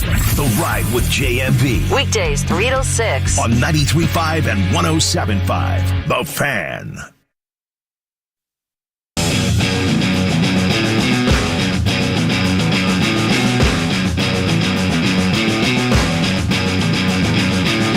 Listening to Kevin and Query on 93.5 and 107.5. The Fan. In The Wizard of Oz, Glinda is there's the Wicked Witch of the West, right? And then isn't there is the Good Witch the one from the East? Which one's Glinda? Do we know? I thought Glinda was the good one. I know, but is she from the East or the West? The West is the Wicked bad Witch one. of the West is what I thought it was. So then is it the Good Witch of the East? Yeah. Are you somehow tying this into Tony Yeah, East? I don't know. Or is this like a Big Ten realignment thing? So there's no Wicked Witch of the East, right? Is Glinda Rutgers? I want to know if, like Tony, if any of the women of his family were ever called the Wicked Witch of the East or the Good Witch of the East, or I'm surely he would know. If your last name's East, you got to know the difference between the East and the West of the Wizard of Oz, right? You know, I believe I have this correct. I think Tony's father is a principal in the Zionsville School. Well, now District. wouldn't it be weird if that was at like Noblesville West? It would be. Mm-hmm. Okay, well, I'm sure he's thrilled to be joining us on the program now. Right. Mm-hmm. He joins us on the Payless Liquors guest line, where assuredly he's probably headed after this conversation. Tony, the Good Witch of the East, was it the East or the East was the good one, right? The Wicked Witch was the West. I don't know if there was a good witch in the Wizard of Oz plot, but Dr. Oz and Galinda can sort that out when they're your next guest tomorrow. The one that. Yeah, they're coming up in the 9 o'clock hour. The one that gives her the slippers is the good one, right? Yeah, Tony brings great Pacers knowledge, and this is how we lead off with potentially a huge Pacers move coming today. And again, Tony East from Locked On Pacers and Forbes is with us here. Tony, before we get to Summer League and all of that, Deandre Ayton, could you walk us through what an offer sheet would mean? You know, I feel like restricted free agency can get a bit complex. So could you explain, if the Pacers hand him an offer sheet, what that exactly means and what that would look like? Yeah, regardless of what the value is, basically an offer sheet is a contract, but the reason it's called an offer sheet instead of just signing a contract is that the Suns can match it, right, because he's a restricted free agent instead of unrestricted. So if the Pacers agree to terms with Ayton and he puts pen to paper on a deal, what then happens is Phoenix has 48 hours, or basically 48 hours plus however many hours reach midnight that same day, to decide if they want to match the contract or not. And then still, they have the period of time to finish a physical to hold the Pacers' cap space hostage if they do decide to match that contract. So the difference between an offer sheet and just signing a guy with a standard contract is that there is that 48-hour match period until the deal becomes official with either the team the player signs with, if it doesn't get matched, or his old team if it does. How do you view that versus a sign and trade? You know, the Pacers, I think, if Ayton was, or if the Suns were willing to match Ayton any amount up to the max, this would be done. Like, they would have him on their team. But clearly there is some hesitancy from them to do that, given their current relationship, given how the playoffs ended for them last year.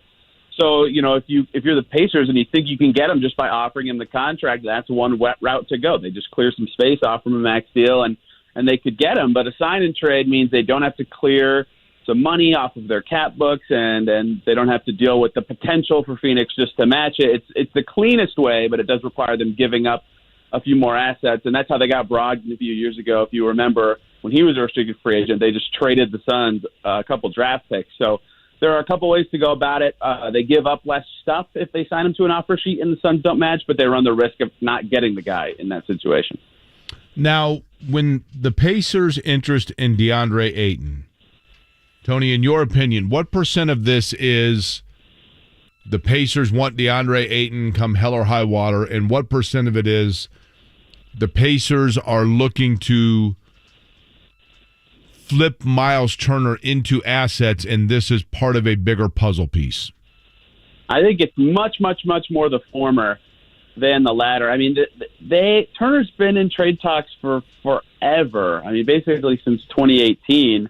So I don't think that this deal specifically is all about, Turner's value and what they can get in return. I think it actually is potentially about having a guy like DeAndre Ayton on your team. It'd be the first number one pick, or at least I think NBA number one pick that they've ever employed. He fits their timeline extremely well and is young and talented. Like, that's exactly what a rebuilding team in theory would need. Now, it would be them going from rebuilding to not very quickly, which I guess from a Pacers perspective could be a good thing. But I think that it's way more about the interest in Ayton than it is about getting something in return for Myles Turner, because they could just sign Ayton and then trade Turner elsewhere for other pieces if they wanted to, like I mentioned, between signing him versus signing and trading for him. So that they have to weigh all those options, and maybe this is just going to be a sign and trade with Turner and some stuff for just Turner. But I think it's more about getting Ayton, way more about getting Ayton than it is about getting something in exchange for Myles at this stage. On Twitter, he's at TEastNBA. Tony East does an outstanding job covering the Pacers. When you look at, and again, let's throw out some numbers here, I guess. Ayton north of $30 million. Turner, let's say you would extend him, he'd be in the mid-20s. When you look at those numbers and just paying centers in general, where do you fall on the stance of centers in today's NBA deserve or don't deserve that type of money?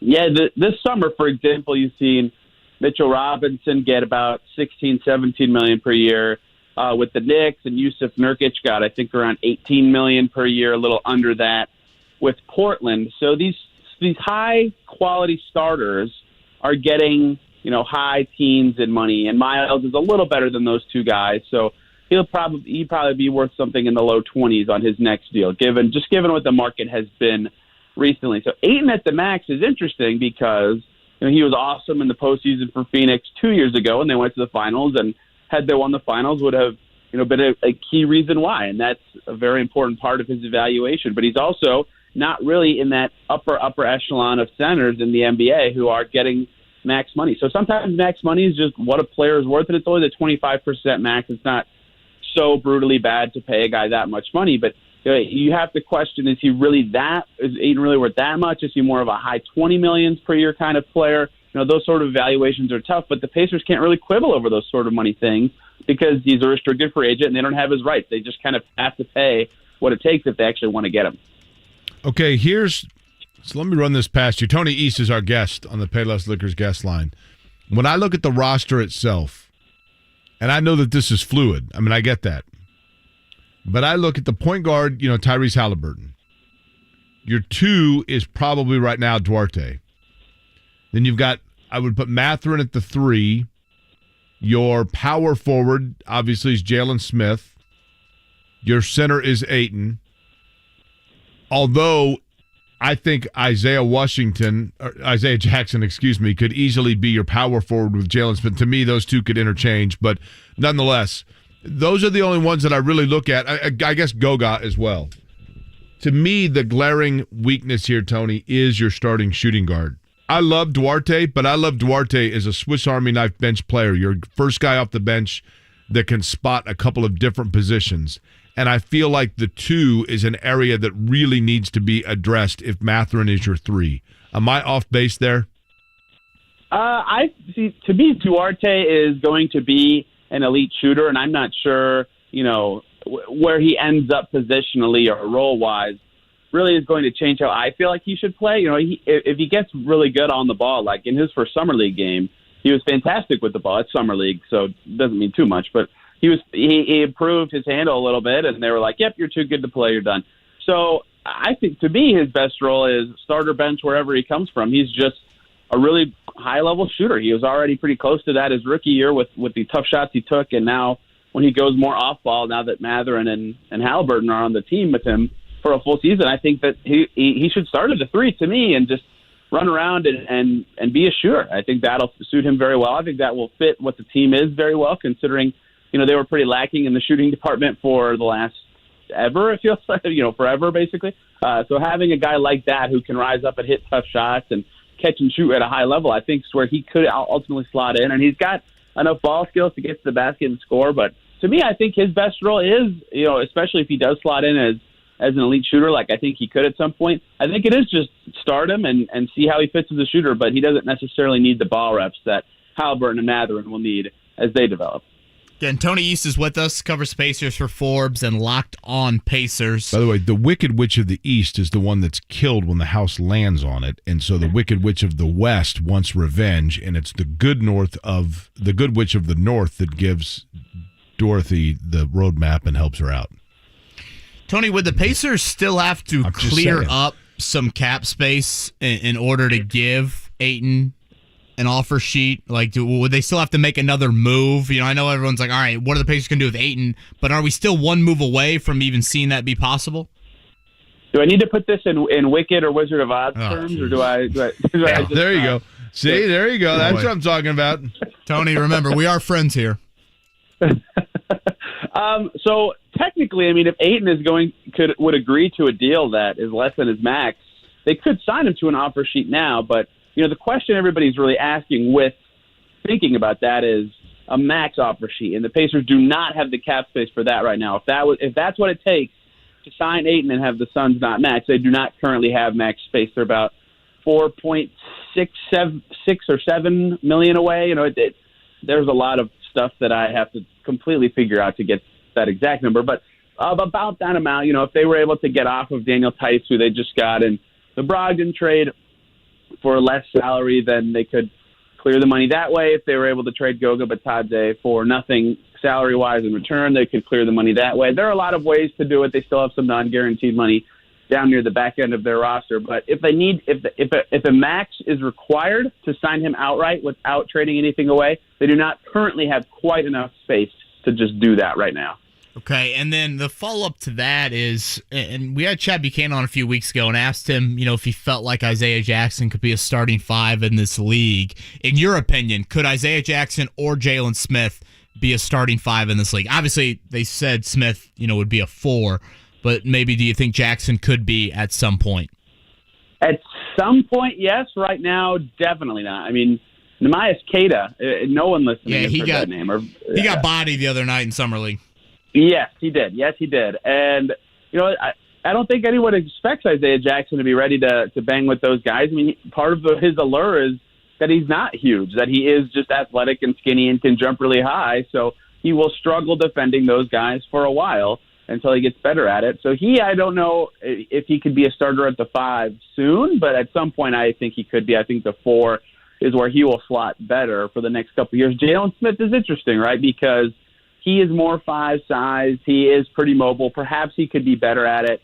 But with the Pacers last year, he played a lot of 4. He was on the perimeter a lot. He was mobile on defense. So I don't really know as much.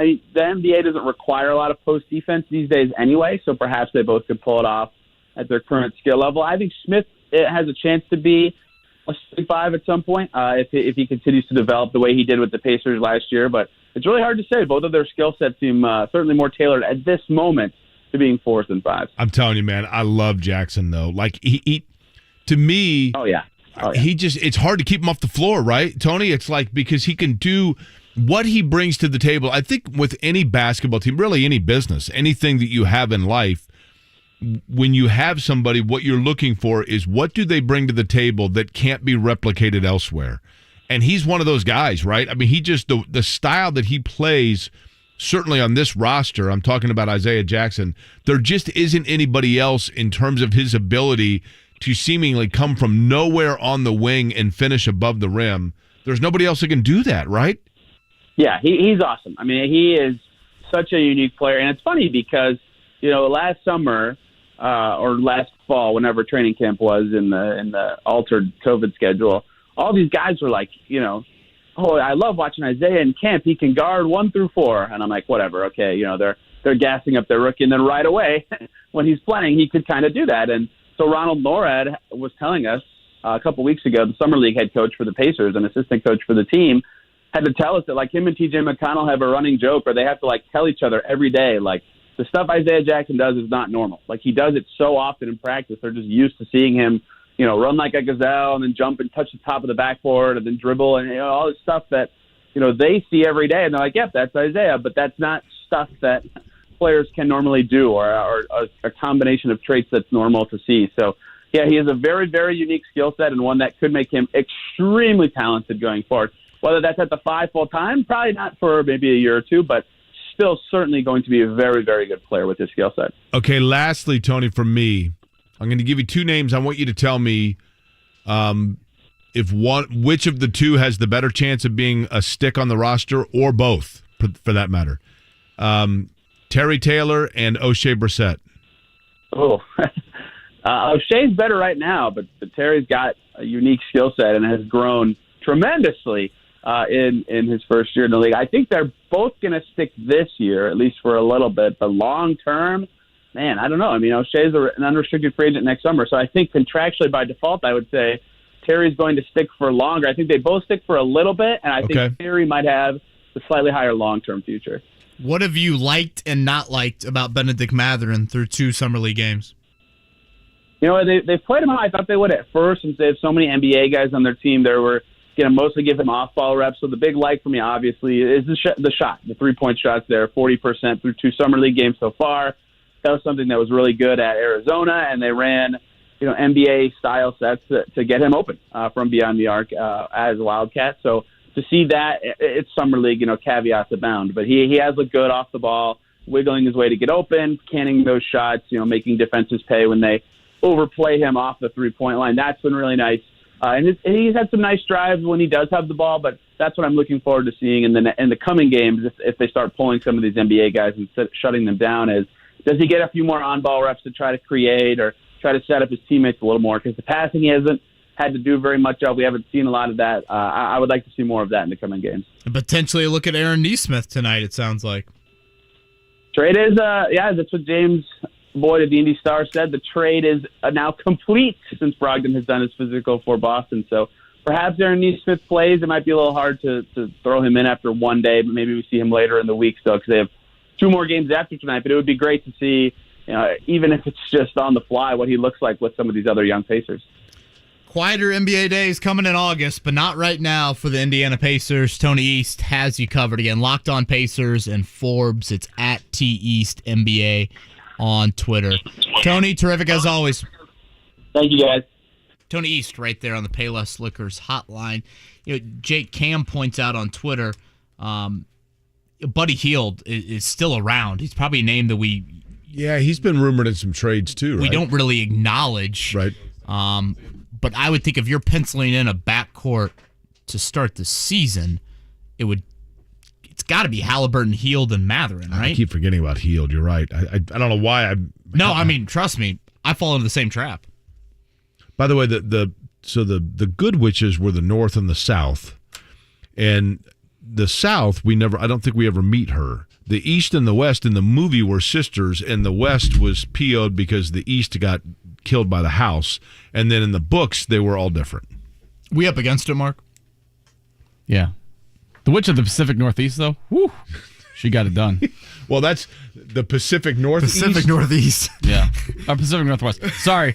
I got confused. I was thinking about Zach Wilson's mom for a second. Yeah, she's there's no witch there. I was going to say, yeah, that's right. Someone pointed out yesterday, what was the nickname of Zach Wilson's college? That's the hottie of the Northeast. That's right, BYU Cougars, right? Boy. Hell yeah. Fits very well, but you know what? That would not be allowed in Provo. I can assure you of that. As you can imagine, that was Jake Query. I'm Kevin Bowen. Excuse me? Mark Dighton across the way. 9 o'clock hour is coming up here. We'll get back into some Colts conversation as well. And again, what your thoughts? Deandre Ayton, a fan of it or not? At KBowen 1070, at Jake Query, and 317-239-1070. Hi, it's Bob from Royal Spa. Soaking in a hot tub full of Epsom salts is the absolute best way to minimize everyday aches and pains. And we know all about Epsom salts at Royal Spa. Royal Spa hot tubs are the only hot tubs on the market that can safely and effectively use Epsom salts. Made right here in Indiana, Royal Spa hot tubs are the highest quality hot tubs on the market. Visit any one of our 3 Indianapolis locations or visit royalspa.com. Ah, Royal Spa. There's only one company that meets the gold standard in hair restoration and hair transplants. We Grow Hair Indy. Hey, it's JMV, and I'm here with Darren Andrews. Darren, people are coming from all over the world to We Grow Hair Indy to grow their hair back. Hi, JMV. It's great to be here. Yes, they are. And JMV, as you know, we are very proud of the technology and the results at We Grow Hair Indy. We Grow Hair Indy is one of only 2 places in the entire US that offers both the Artist Robotic FUE and our trademark procedure, multi-unit hair grafting.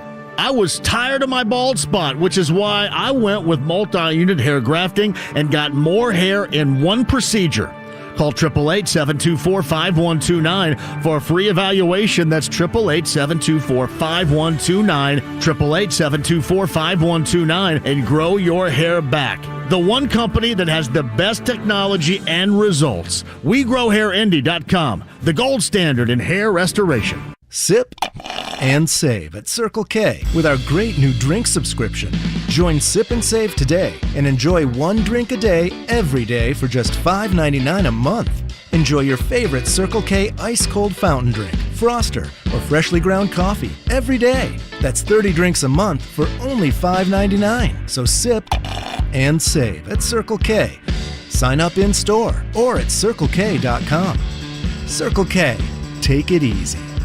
If you suffer from joint pain, from arthritis, or an injury, you know the traditional treatments. Pain meds and steroids, and then surgery. I'm Kevin Bowen, and I've got some great news about a better way right here in Indianapolis from local medical professionals at QC Kinetics. QC Kinetics is the nation's leader in regenerative medicine, and they have offices in Eagle Creek and Greenwood, and they are advanced, exciting, a natural alternative that can give you lasting relief using your own body's healing power. Listen, steroid shots are toxic to your joints, pain meds are addictive, and nobody wants to go under the knife. It's 2022. These old ways are out, and the new ways are here in Indy. Regenerative medicine that can restore and repair damaged joint tissue using the natural biologics. No drugs, no downtime, and no surgery. So give QC Kinetics a call for a free consultation. 463-235-7160. Again, locations in Eagle Creek and Greenwood. QC Kinetics, 463-235-7160. Here's what's happening with the Fan. Remember to follow the Fan on all your favorite social media platforms and stay up to date on all things sports. Find us on Twitter, Facebook, Instagram, and YouTube. And hit the links at the Dan Dockich Annual Tom Dockich Memorial Golf Outing presented by Franciscan Health, July 18th at the Golf Club of Indiana. Only a few foursomes remain. Grab yours and register your team today at 1075thefan.com. For more info, click on 1075thefan.com. The first place Brewers are in San Francisco to face the Giants. Saturday evening at 6:30 on 93.5 and 107.5 The Fan.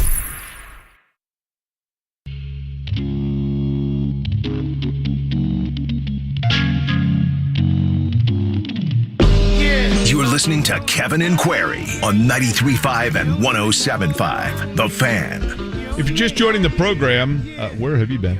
What we can recap for you is that Stephen Holder has a new job. He's gone from The Athletic to ESPN.com, still covering the Colts and the NFL. He talked about the Colts with us earlier. That will be available later today on the podcast at 1075thefan.com. Tony East talking Pacers with us. We forgot about Buddy Hield, who would be a really good shooting guard moving forward for the Pacers, depending on what happens with their roster as they continue to pursue Deandre Ayton. Kevin just started watching Ozark, and Mark is wrapping up for Better Call Saul after he enjoyed Breaking Bad, and I think The Wire's the best of all time, and the Witches, North-South, good gals, East-West, not.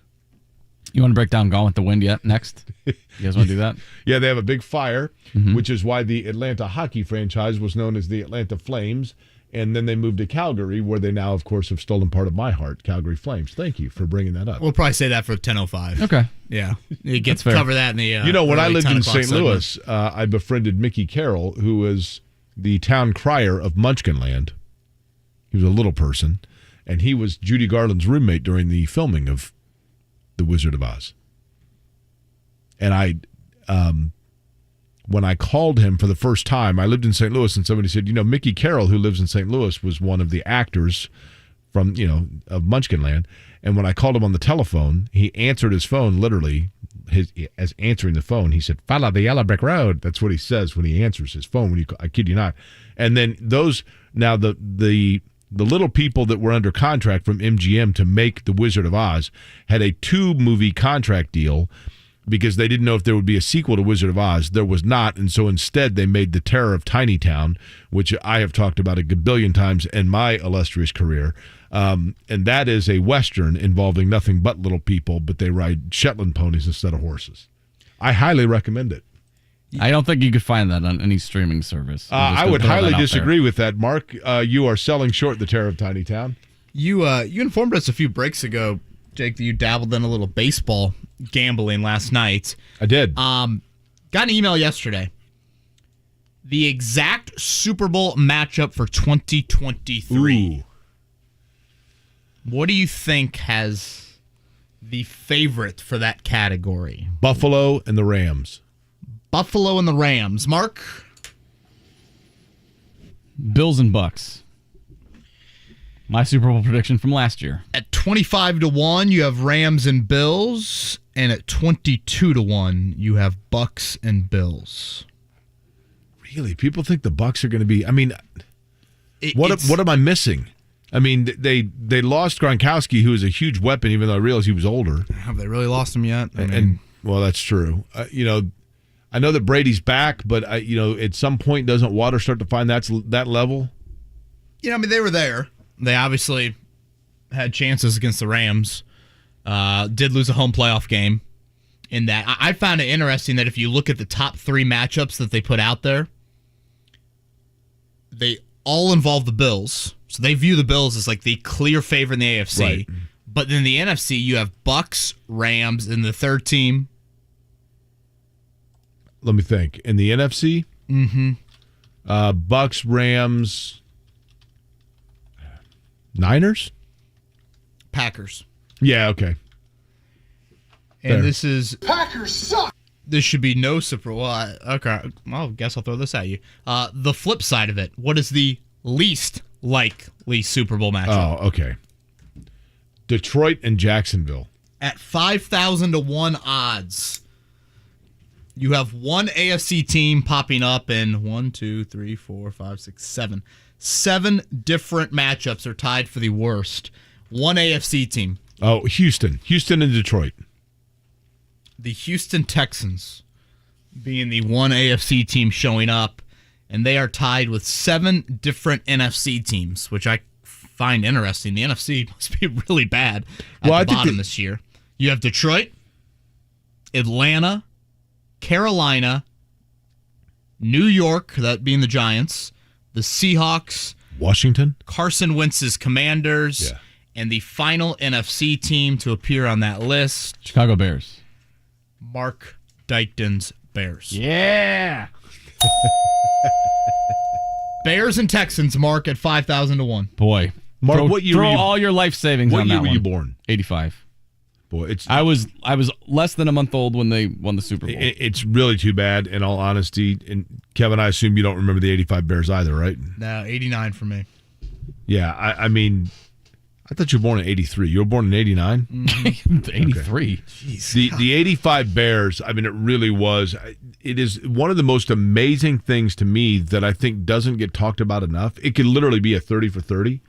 Is the fact that they filmed and released on album the Super Bowl Shuffle during the season and then won the Super Bowl. Yeah. Can you imagine had they not won it? I mean, it was that big a foregone conclusion. I remember I played at the Jordan YMCA basketball and making a bet with it, and I have never been a gambler. I bet a can of Coke with a kid on my basketball team. You said last night you just bet on somebody coming up to the plate and hitting the ball in play. It was 65-1 or something, and I bet, or no, it was 6.5-1. Yeah, I bet $5 that he'd hit it in play, and he did. Anyway, I gave some dude in the Super Bowl 20, kid you not, He goes, the Patriots are going to beat them. I go, I'll give you 35 points. I'll give you 5 touchdowns. I'll give you 35 points. And he bet me, and they beat him 46-10. Covered by a point, baby. But that team was it is amazing they only won one, to be honest with you. Mark, what's the Bears' win total for this year? It's got to be like 6. That was surprising to see them on that list. I'm not surprised. They haven't really added. But with Atlanta, with the Commanders, with the Giants, with Seattle. Seattle's going to be terrible, right? You got a brand new GM, brand new head coach. You haven't really surrounded Fields with any wide receiver talent. Rumor has it Seattle is intentionally tanking, right? Wouldn't you?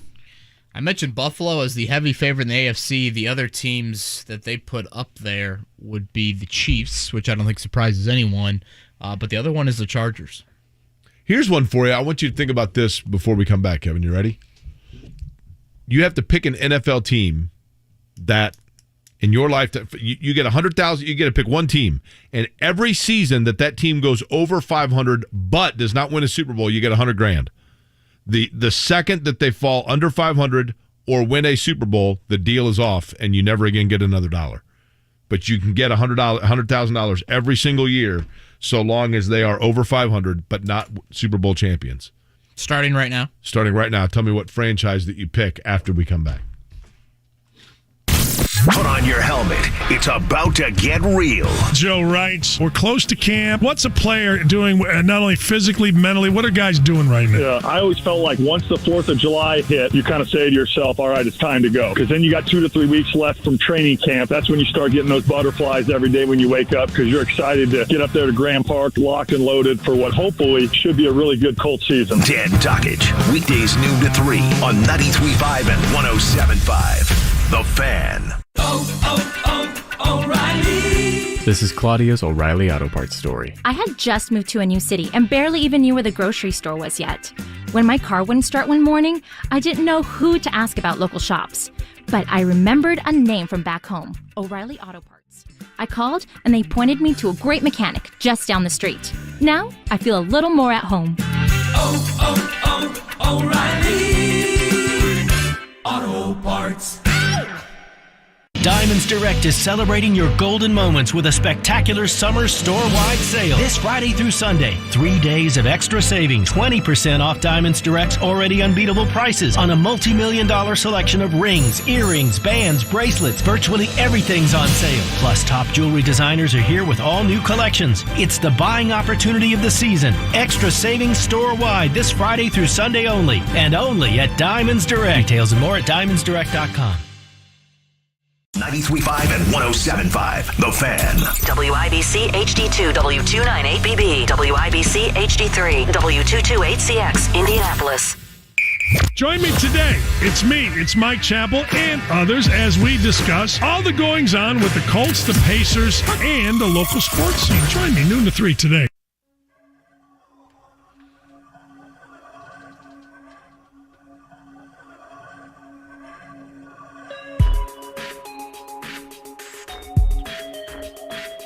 It's Kevin and Query on 93.5 and 107.5. The Fan. So, in my Magic Sports Genie question that I do every once in a while, our Magic Genie, we should name our little Magic Genie. What should we name him, Mark? You got a name for him? Zippy. Zippy. Okay, Zippy, our Magic Genie, comes out and says, Kevin, here's the deal. You get to pick one NFL franchise. Rosie met a dog named Zippy this past week. What kind of dog was he? A little black dog, older, very shy. Rosie loved him. Not a Zippy anymore? No, that's probably fair to say.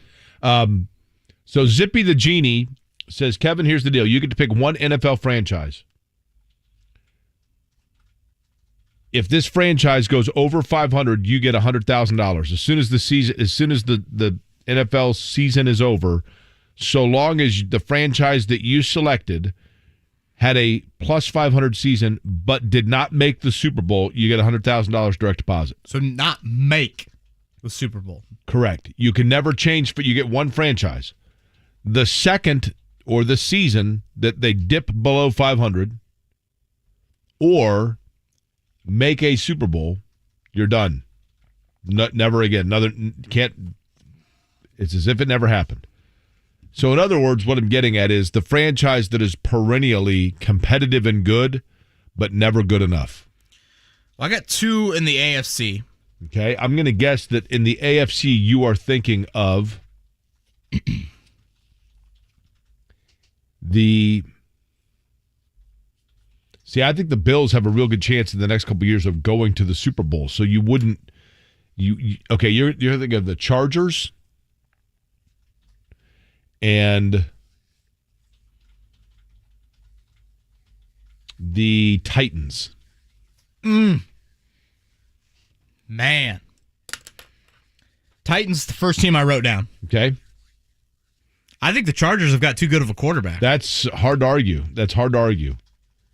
Someone asked me the other day, pick any quarterback in the league. You absorb their contract immediately, and you absorb their age and everything. Who would you pick? Oh. To me, it's either Burrow or Herbert. Jimmy Johnson said right now, if the NFL was cleared out, every player was available in a draft, and he was taking the first pick, he would take Herbert. I'm pretty sure Justin Herbert's cap hit is like $7 million for this year. Matt Ryan's is $38 next year. Herbert's a fun player to watch, man. He's a good player. Can you imagine? $7 million, $38. The other team I think has been the perennial most consistent team in the NFL from a record standpoint. I don't love their quarterback situation moving forward. Therefore, I will believe that they will be 9-7 or 9-8, I guess, for years to come, and that would be the Pittsburgh Steelers.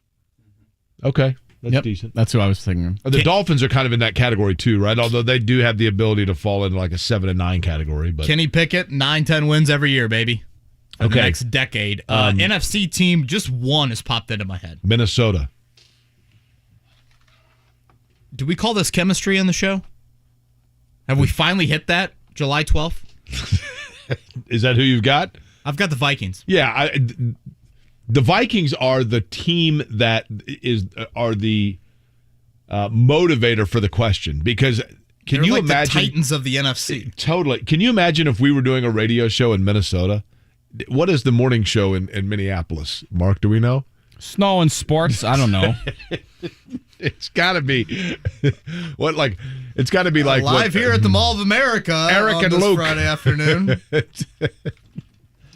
We got another remote there from the Third Gap at the Mall of America. Weather day, it's chilly again. Day 792 in a row. We're doing more of a Green Bay accent than Minnesota, but still. What is it? Are you looking to see what it is? I mean, they certainly fall into our market. The power trip from 5:30 to 9. There's so many people that go earlier than us.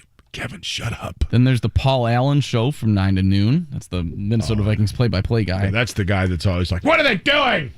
This isn't." What are you yelling at Brett Favre the one Paul time? Allen's nuts. He is. What the hell is Brett Favre doing here? Co-worker Chris Presley of ours says any team Marvin Lewis comes back to coach. Yeah, or Jeff Fisher, right? Yeah.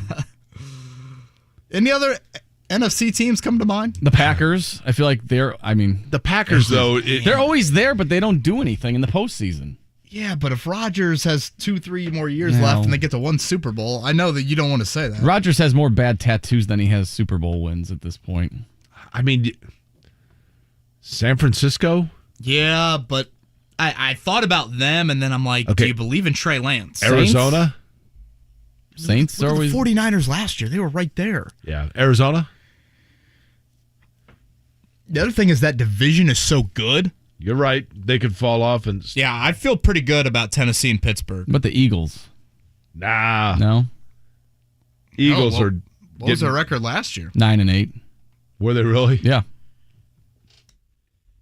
Did you guys see there's odds on Arch Manning to be drafted number 1 overall? Hashtag March for Arch. I've been saying it for months. Parch for Arch. No. That just sounds like they're thirsty. You're thirsty for Arch? Oh, yeah. That's more of a Zach Wilson I was thing, going to say. isn't it? What do you think the odds are? That Arch Manning's number 1 overall? Mm-hmm. 1-1? Yeah. If his name was Arch Bowen, Arch Dykton, or Arch Query, then Yeah, he's the 133rd ranked player in the class. The fact that his last name is Manning, I mean, come on, that there you cannot tell me that doesn't add. I mean, look, I will say, you look at him and you're like, I mean, now that he's like, you know, what is he? How old is he now? 16 or 17? I mean, he was kind of a gangly looking kid. Now all of a sudden, he's more muscular, and you're like, okay, he looks like a quarterback.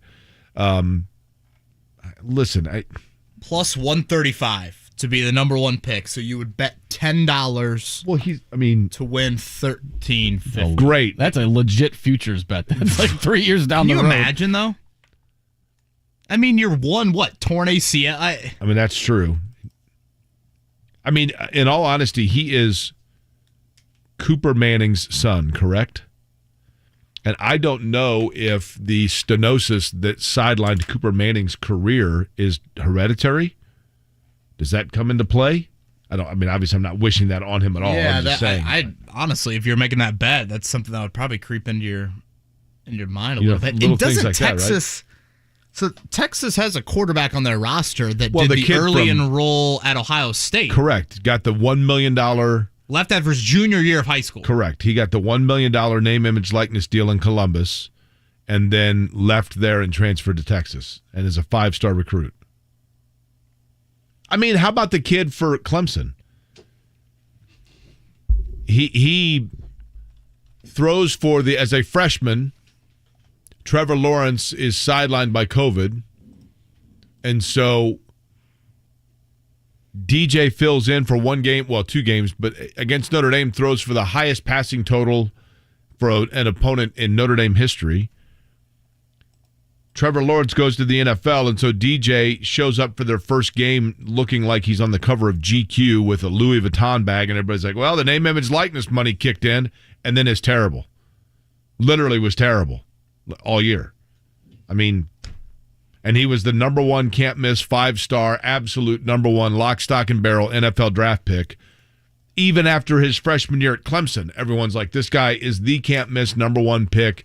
He's going to ride out for 2 more years, and then he's gone. He's not even listed now as like a top 300 player in the draft after this year. He'll probably go undrafted, except that he's 6'5" and could make a bet he can throw a football over the mountains. You know what I mean? Doug in the YouTube chat. Hey, Kevin and Jake, how long do the Colts have to sign T.Y. Hilton back or another veteran wideout? I believe we need a veteran to add to our wide receiver core. Jake, it's a question I tossed Stephen Holder's way. I don't think you will find a younger, less proven wideout tight end room in the NFL than what the Colts have. You typically see a signing or two right at the start of training camp for some teams.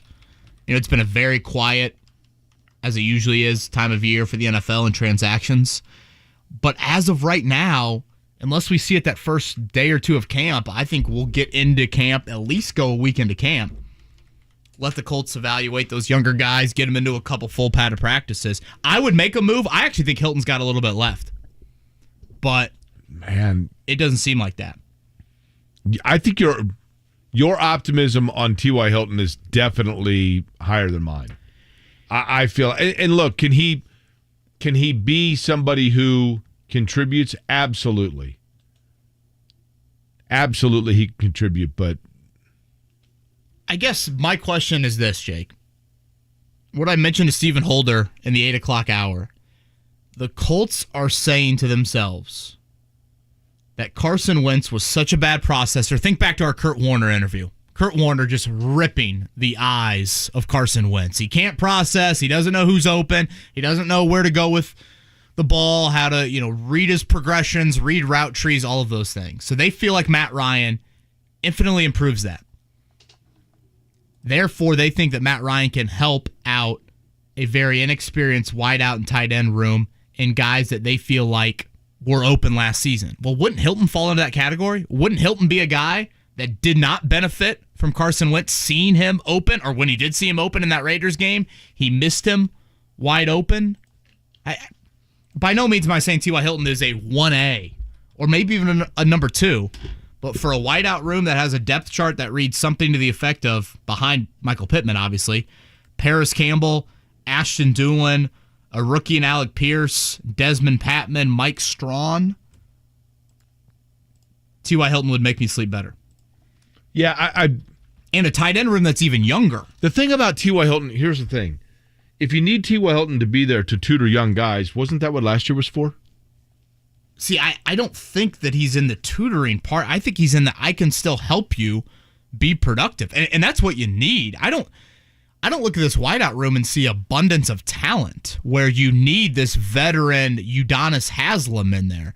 I think you need a veteran guy that in the fourth quarter in a 2-minute drill, I've caught a big 3rd and 7. Mm-hmm. That's what I think you need. Yeah, I said that last week. I think that he would add a dynamic of keeping other defenses honest out there. You add an extra weapon out there. You have Jonathan Taylor, Pittman, Alec Pierce, but a veteran wide receiver. Just someone that's been there, done that. That you know defenses will respect. They're not going to not cover him. But at the same time, is getting him out on the field, is that stunting? Like at some point, the toddler's got to start walking, right? But who are you stunning? You're stunning like 6-round picks. No, I get it, but listen. The benefits that come from T.Y. Hilton being on your roster and the feel-good nature of him getting a parting gift, to me, are wonderful, but I feel like that's what last year was. I just thought last year was his... But was that Carson Wentz's fault? That's a fair point, and I think that the more interest there... I will say this, Kevin, if T.Y. Hilton is brought back to the Colts, that is a further indictment on Carson Wentz. Now, we've blamed Carson Wentz for everything. Are we still blaming him for people setting off fireworks on July 12th? Have you heard any fireworks? I haven't. Heard a couple last night. That is so ridiculous. I don't know where this came about, where all of a sudden if you simply said something negative about fireworks, that people were like, you hate America. No, I'm all about celebrating this country, but like with an understanding and a respect to your neighbors. This idiot that sets off the aerial mortar bomb, like the huge, like the Indianapolis Motor Speedway 6 a.m. aerial bombs for 3 days after the 4th of July from 10 until midnight every night. It's like, yeah, okay, dude. How about like a chip in the firework? All fireworks come with a chip, and you could only set them off between 10 and midnight, July 3rd, 4th, and 5th, and then they expire. That's fair. Yeah, that's fair. It's like a Mission Impossible note. This firework expires in 5 minutes. You better light it off. You taking any engineering courses? Could you maybe come up with that? Or I'm taking environmental conservation, which I'm thinking probably would enjoy the firework limitation, right? Is Purdue a sister campus, or are we heavy firm in the IU campus of schools? You know, actually, it's interesting. When you do the online thing, you kind of get all the IU schools. Like I have a professor from IU Kokomo. I have a professor from IU Northwest. I have some of the stuff goes through IU Bloomington. It's kind of all encompassing, right? So I don't know. I will tell you this. I remember when my friends that were doctors, my buddy Steinberg, when he went through med school, and this is apparently a common practice in med school. I asked Mottman about this. Like, you go through med school and suddenly you become a hypochondriac of everything you're studying. You're like, oh my gosh. You know what I mean? Like you start convincing yourself that you've got all these illnesses. I guess that's common when you're studying medicine. Right now in this environmental conservation class that I'm taking, some of the different stuff you read about the environment is like, oh my gosh, man. And I'm sure people are listening like, yeah, let's save that for 10:05. Step off, Lib. Yeah. But I'm just saying, like, and I get it. We got a lot of 10:05 segments to get to today. MVP odds, I came across those as well. Matt Ryan, where do you think he falls on that list? MVP odds? MVP, most valuable player. Let's go 1 through 30. Where do you got Matt Ryan? Lower 5. 18th. Mark Dykton, you said lower 5. I'd say 27th. 27th. Matt Ryan at 14th. Wow. Plus 3,300. That seems pretty high to me. He slots right between who and who? I did not look at that. Let me check that out. I think when you play quarterback, though, Mark, you automatically are in the top. I feel like you're automatically in the top 32. I still think that's high, though, for quarterbacks. Like, would you consider Matt Ryan a top 15 quarterback just with Herbert, Mahomes, Brady, Lamar Jackson, Yeah, exactly. I mean, Derrick Henry has to be still in the Stafford, mix, right? Aaron Rodgers, Cooper Kupp. But like, when are they ever non-quarterbacks? I'm saying. When are they ever actually going to give a quarterback or a non-quarterback MVP? You know, seems like we just talk about it. Last year with Jonathan Taylor. How MVP is basically a quarterback award, and then Offensive Player of the Year is literally every other there's position. Cooper Kupp or Jonathan Taylor. Yeah. I mean, how many sacks did TJ Watt have last year? He's not sniffing MVP votes. Who was the last non-quarterback to win Most Valuable Player? Was it Adrian Peterson? Sounds right. 2012, right? Who was the last, as a defensive player, ever won MVP? Probably should know that. It's got to be, I think. Ed Reed? No, wasn't it? J.J. Watt? Not Randy White, but it was, Lawrence Taylor. I was going to 86. say Lawrence Taylor's the one that sticks out. Yeah. Reggie White? I don't think Reggie White did he? Lawrence Taylor definitely did. I'm looking at it right now. Mark Mosley, a kicker. Can you imagine how exciting the 82 season was? The kicker's your MVP. Wait, is that serious? Yeah. The Redskins. Commanders, sorry. He won the league MVP? Yes. Yeah, Mark Mosley. I believe How the hell did that happen? Well, yes, exactly.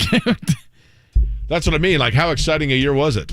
It was a strike-shortened season with only 9 games played. But my God. I mean, Did they only score field goals? Huh? Did they only score field goals? Yeah, they played one game and won 9-0. No. Did he have like 12 60-yarders or something like that? How the hell did that happen? He was a 14th round pick that became MVP. I will tell you right now, he converted 23 straight field goals, made a league-leading 20 of 21 field goals the year before. He became the first place kicker to ever win the MVP. Oh, no, blank. We can get into this a little bit more later in the week, but Peter King, I thought, had a great column He this missed week. 4 field goals in the postseason. Well, that's why it's a regular season award.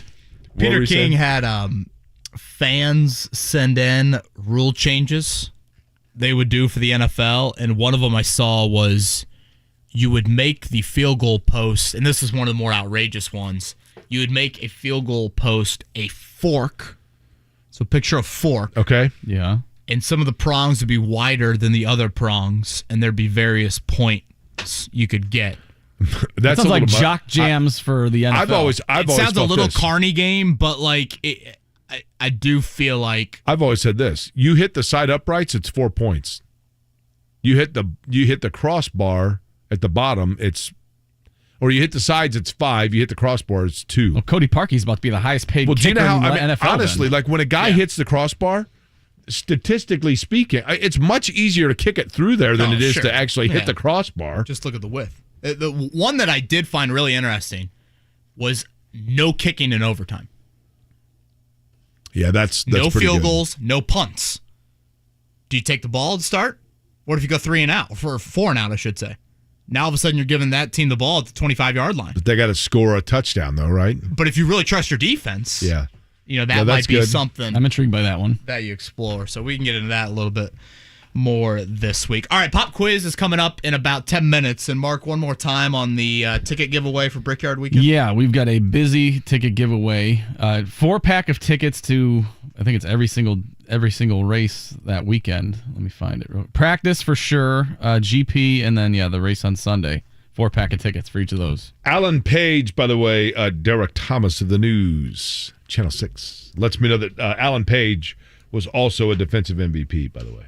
Yeah, Brickyard Weekend prize pack includes 4 tickets to practice on the 29th, the Grand Prix, and that's the IndyCar race on Saturday, then the Verizon and the Cup races as well. So that is the final weekend in July, 29th, 30th, and 31st. So that is to our winner or loser of the pop quiz coming up here in about 10 minutes. Let's do a morning check down. The Morning Checkdown.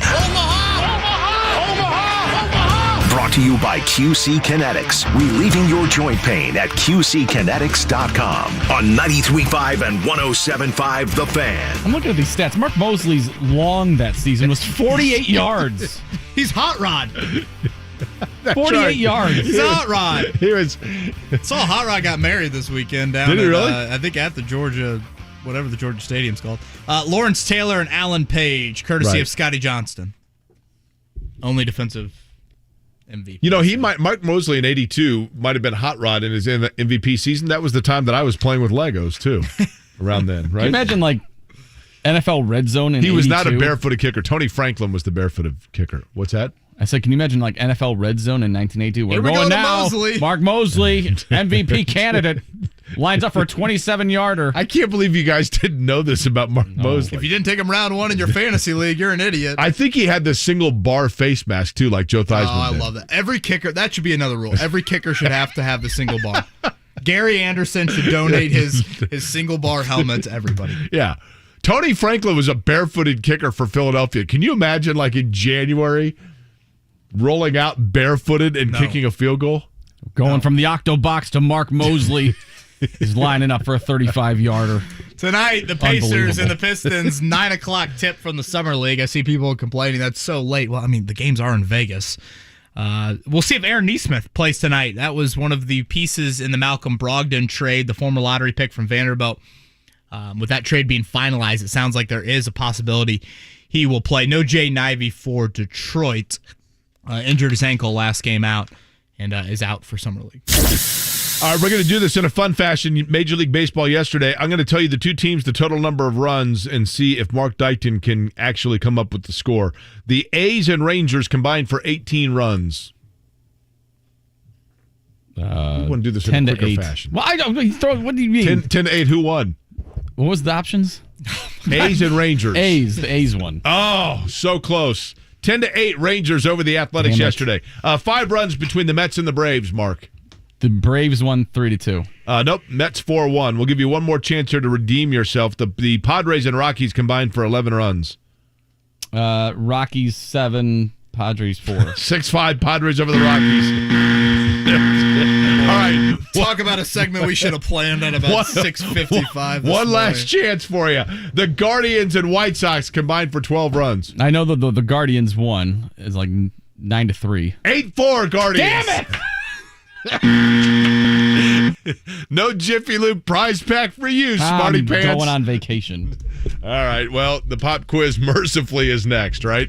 239-1070 if you want to call in. We have the racing tickets that we just talked about, the Jiffy Lube prize pack as well. And Scotty Johnson, we will try to guess what player's jersey he's wearing. All that as the fun and festivities continue here on Kevin and Query. There's never been a better time to look at a cash-out refinance. Apply online today at thehomeloanexpert.com. NMLS number 1326-241. A prize pack that includes 4 tickets to practice at the Brickyard, the Gallagher Grand Prix, the Pennzoil 150, and the Verizon 200 at the Brickyard. Register to win now at 1075thefan.com/contest. IMI concrete delivery drivers make an average of $65,000 per year. Explore a rewarding career with exceptional benefits at driveimi.com/Indiana. Dear driver, thank you. Thank you for slowing down when you saw the orange cones and road construction signs. My husband is one of those road workers. And today, you saved his life. If you hadn't slowed down, you would have missed that lane change, driven right into the work zone, and you would have killed him. Because you were driving differently. He'll be at our son's Little League game this weekend. He'll be there to walk our daughter down the aisle. He'll be out there tomorrow, making Indiana's roads safer. Thank you. When driving in a construction zone, be smart, be alert, be in the zone. This is Ray Hobbs, business manager of Labor's Local 741. Everyone deserves a safe place to work. Do your part in the cone zone. Slow down, save a life. We're all in this together. A message from Indiana's District Council of Laborers International Union of North America and affiliated locals. At Eskenazi Health, our patients are treated with compassion and skill. That's why Eskenazi Health is looking for professionals who share our mission and are dedicated to serving the community. As an employee of Indiana's top hospital for social responsibility and community health investment, you'll enjoy excellent benefits, competitive pay, and unwavering leadership support. Learn more about Eskenazi Health careers online at eskenazihealth.edu/careers. Twin Peaks is excited to announce a brand new wing flavor, Hot Honey. They brought the heat with this one, with honey, crushed red pepper, jalapenos, and cayenne pepper. Sweet on the front end with a kick at the end. Get to Twin Peaks to find your new favorite wing sauce. The perfect pairing to any Twin Peaks made-from-scratch entree, Twin Peaks 3-Cheese Mac and Cheese. A blend of 3 cheeses, seasoned breadcrumbs, bacon bits, and butter. Celebrate summer with sweet and smoky ribs served with mac and creamy coleslaw. Twin Peaks. Eats, drinks, scenic views. The Ride with JMV. Line 2's Yes, Kuiper the rapper. Oh, Kuiper. Tic-tac-toe? Yes, sir. That's you. Let me bless you guys with a little quick verse before I go. Do it. My dad got up because he heard some knocking. Thought it was a quick me and he was rocket. Get to my room, opened up the door. He said, son, what you doing playing tic-tac-toe? That's it. And that's no. Is that sex? Well, maybe so. That's awesome. Tic-tac-toe. All right, Jay, I'm out. Dude, that's awesome. The Ride with JMV. Weekdays 3 to 6 on 93.5 and 107.5. The Fan. Have you studied? Can you handle the pressure? Sharpen your pencils. It's time for the Pop Quiz with Kevin and Query. Brought to you by Jiffy Lube, Indiana's favorite oil change since 1985. By the way, Scotty Johnston is wearing the Neil Walker game-worn New York Mets jersey from 2016. One of the 274 jerseys that Scotty owns, with a matching New York Mets hat, one of the 500 hats that Scotty owns. This has got to be the closest MVP vote of all time in 82. Who did Mosley beat? Theismann? Mark Mosley with 35 votes, and with 33 votes as the runner-up. And thank you to Block by Block for sending us this. Long snapper who? Yeah, Matt Overton. Dan Fouts. Yeah, well, that's... And I mean, look at Dan Fouts' numbers. 17 touchdowns and 11 picks. Yeah, but in that era, though, Kevin, I mean, first off, it was a runner-happy league.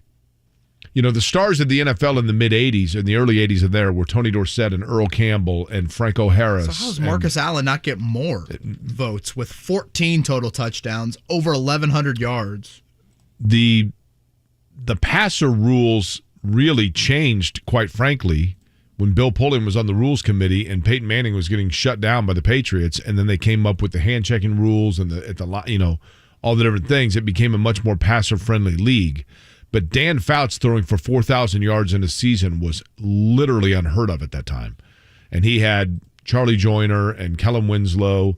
And I think, was Wes Chandler there at one point, Scotty? And Wes Chandler, I mean, Eric Coryell, Don Coryell was the coach of the Chargers.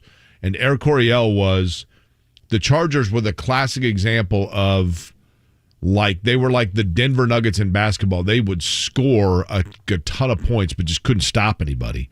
And then they had the misfortune that year, I think that was the year, where they went down and won the classic battle in the Orange Bowl against the Dolphins, where they were basically all dehydrated and then had to turn around and go a week later and play in the Ice Bowl in Cincinnati, where it was like 15 below outside. The leading wide receiver in 1982 was Wes Chandler, who had 1,032 receiving yards. Yeah. He was the only wide receiver. Now, how many with 1,000 games? Yards. Wasn't that strike It was short? 9. It was strike short. So, So it was 9. But still, that's wild. 9 games, though, these days, you'd have like half a dozen at least. We've got callers, and we've got a pop quiz, a heavy baseball pop quiz from Scotty J here. Jake, number 1 through 8. Jay Edwards, baby, number 3. And Kevin. Oh, there we go. What's up, Kevin? What's going on? How you doing, man? All right. You a fan of your name? Say it again. Are you a fan of your name? If you are. Yeah, I am. I am as well. What's your middle name, Kevin? Neil. Neil. Oh, okay. I go with Donahue, my mom's maiden name. Kind of throws people off. Kevin, when you were a senior in high school, I want you to close your eyes real quick and think about your senior year of high school, okay? All right. In your senior year of high school, tell me either the most popular musical act in the country or the most popular commercialized athlete in the country. Let me think. Commercialized athlete, I would say probably LeBron, 09. Okay, so that puts you at, you're what, 32, 31 years old? 31, yeah. Okay. And you went where to high school? Decatur Central. Okay. They're the Hawks, right? Yeah. Okay. Did 09 you said? Right. You didn't know my buddy, the late great Dustin Gilmer, by chance, did you? I did. Yeah, Dustin was a good man. He was. He was a good dude. Hope he's resting in peace. All right, here we go. Question number 1 for you, Kevin. Are you ready? Yep. Half the field for Monday night's Major League Baseball Home Run Derby has been announced, with the Mets' Pete Alonso scheduled to defend his title against Albert Pujols, Ronald Acuna Jr., Juan Soto, and 4 others who have yet to be announced. The 42-year-old Pujols, who, by the way, is actually like 45, will be the oldest participant in Derby history. Whose record in terms of being the oldest home run Derby participant will he break? A, his own, B, Big Papi David Ortiz, C, Nelson Cruz, or D, Barry Bonds? I'll say B, Ortiz.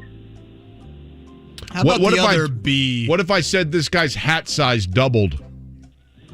This guy's hat size doubled. Yep. I don't know. Somehow between Pittsburgh and San Francisco, this guy's hat size doubled. I don't know. Okay. I'm not big on baseball. Okay. Who's a lefty that takes steroids? The lefty that takes steroids. His initials are the same as the kind of gun the kid wants in A Christmas Story. Again, David Ortiz, Nelson Cruz, or Barry Bonds? He wanted a Red Ryder, didn't he? Kevin, you mind changing your name to Neil for the next couple minutes here?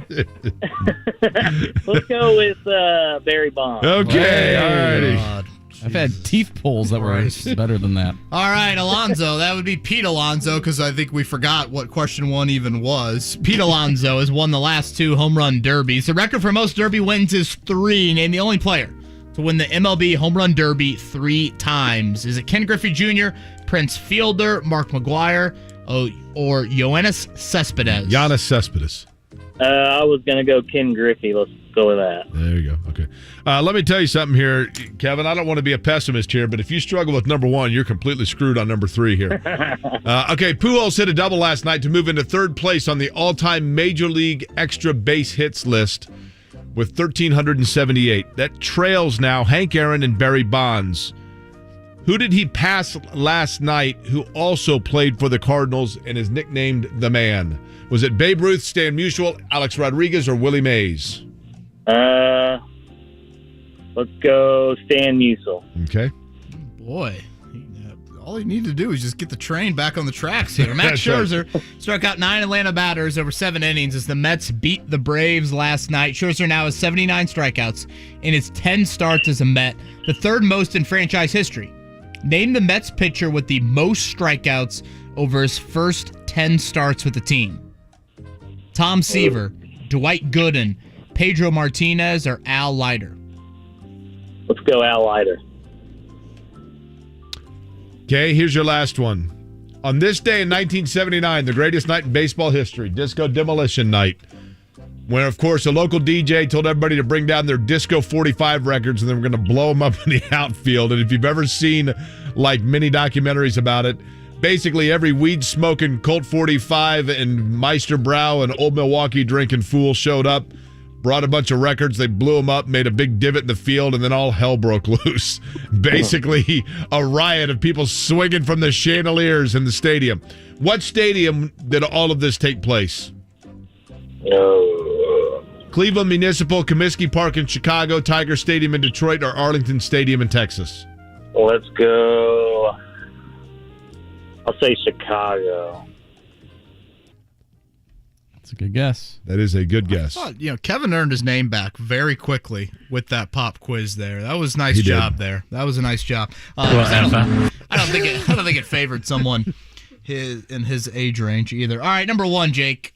Pujols, Acuna Jr., Soto, Pete Alonso. Those are the first 4. The 40 in the home run derby next week. 42-year-old Pujols will be the oldest participant in derby history. Whose record will he break? It is, in fact, Barry Bonds. Yes! L.A., right, for the All-Star game?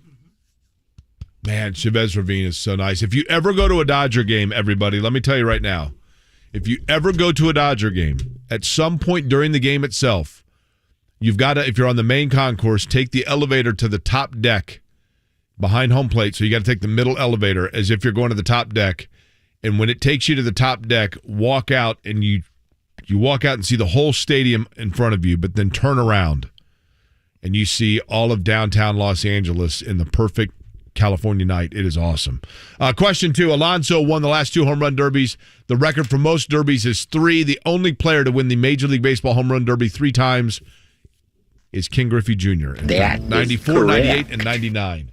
Yeah, Stan Musial, who Pujols passed, moved into 3rd place on the double list. Hank Aaron and Barry Bonds also on that list. So started 3 for 3, did Kevin? Correcto. And he finished strong because Comiskey Park was where Demolition Derby, the greatest night in the history of baseball, took place. Literally, dudes were like climbing the lights. But question number 4, Max Scherzer struck out 9 Atlanta batters over 7 innings as the Mets beat the Braves last night. Scherzer has 79 strikeouts in his 10 starts as a Met, the 3rd most in franchise history. The Mets pitcher with the most strikeouts over his first 10 starts with the team was Pedro Martinez with 83. Al Leiter was a good guess, actually. You don't get to come back tomorrow. You don't even get a lousy copy of our home game. You're a complete loser. It's nice. Yeah, there we go. Threw a little Borat in there. Can't play the other part of that line. Heck yeah. Oh, man. A little Borat action there. Borat's the best. From Mark when that Dyson. when that movie first came out, I did not watch. I mean, I realized that Sacha Baron Cohen, that was a character that he had done on television. And I peripherally knew about it.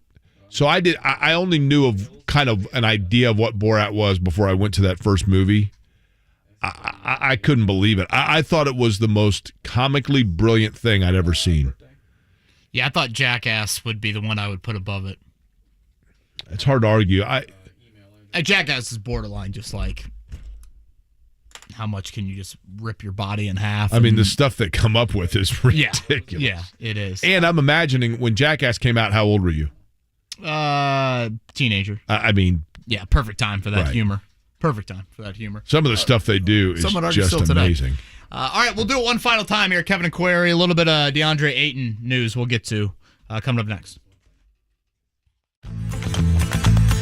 Bowling, bowling, bowling, keep them balls a-rolling. Bowling, bowling, bowling. Royal Pin. It's time to sign up for a league at any of the Royal Pin locations. They have leagues for beginners who just want to have fun and competitive leagues for longtime bowlers.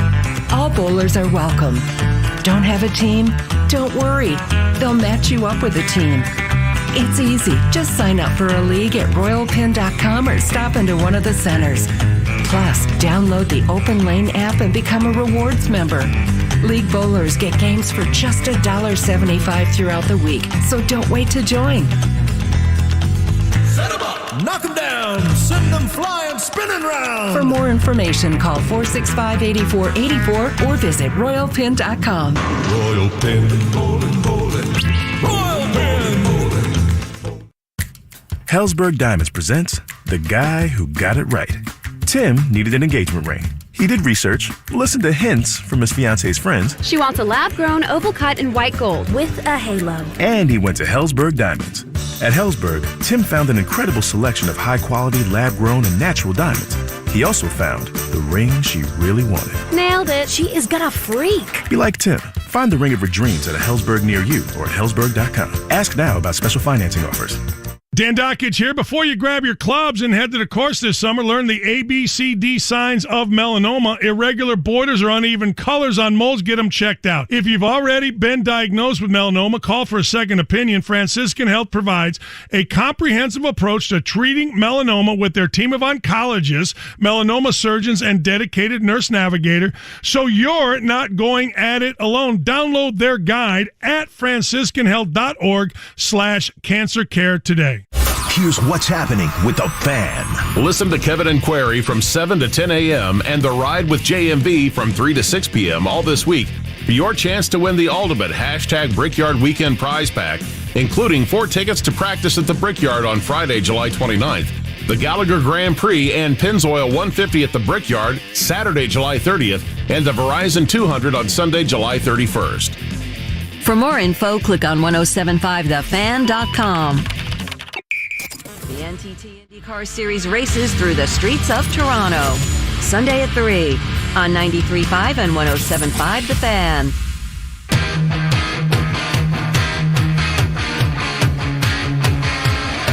You're listening to Kevin and Query on 93.5 and 107.5 The Fan. I loved this song, and I was never a huge Van Halen fan. But David Lee Roth is one of the great frontmen in music. I can't remember if he was born in Bloomington and moved to Newcastle as a youngster, or born in Newcastle and moved to Bloomington, one of those two. But those were some great videos, great days, man. I feel like Mark enjoys playing that as a rejoiner. It is a good song. From Alex Golden, Jake, I have a hunch Indiana's trying to work out a trade for Deandre Ayton versus having him sign an offer sheet. I believe that Phoenix will match the offer sheet if he's given one, so they don't lose Ayton for nothing. Seems that Phoenix wants more than Myles Turner in a return, though. Do you set up a multi-team deal then? I think what you do is, if you're willing to trade Turner, then what you do is you get Brooklyn involved and you somehow facilitate. But doesn't Ayton go to Brooklyn? So who comes here? No, Ayton would come here. What the hell is Brooklyn getting? Brooklyn would get a ton of picks from probably both Indiana and... So like Indiana, let's say, sends a 1 to Brooklyn. If Rudy Gobert's getting 5 first-rounders, how many? Okay, well, how about this? Brooklyn, I don't know what Brooklyn's roster is or what assets they have, but Brooklyn sends Durant, so that's all they probably need to send, right? To Phoenix. Phoenix sends Ayton to Indiana. Indiana sends its 2 number 1s and a player, let's say Buddy Hield, to Brooklyn, and Phoenix throws in 2 additional number 1s to Brooklyn. So Durant is traded for 4 number 1s, Buddy Hield, and then another complimentary player from Phoenix. So does that make sense? Yeah. Let's say it's just Indiana and Phoenix. Would you give up Myles Turner and a first-round pick for Ayton? Yes. Only because, and again, it depends. Part of that depends upon if he's been signed by Phoenix to a max deal. I always forget the specifics on this.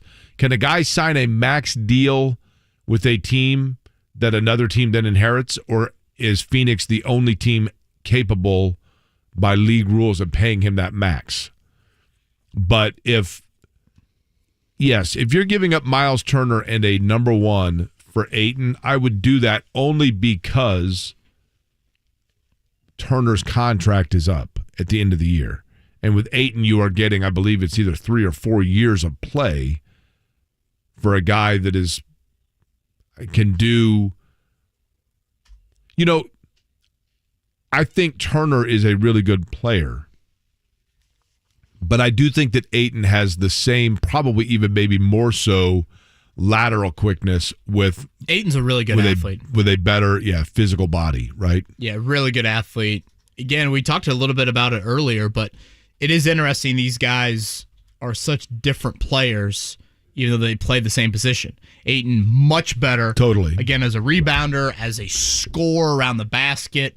Turner's a guy that's going to shoot more threes. Ayton's not really a three-point shooter. Ayton hasn't, had the block propensity that Turner has had in his career.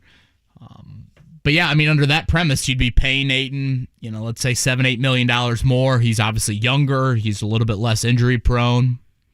Am I making too much out of where Ayton's lived in his life? No, I think that's a fair point.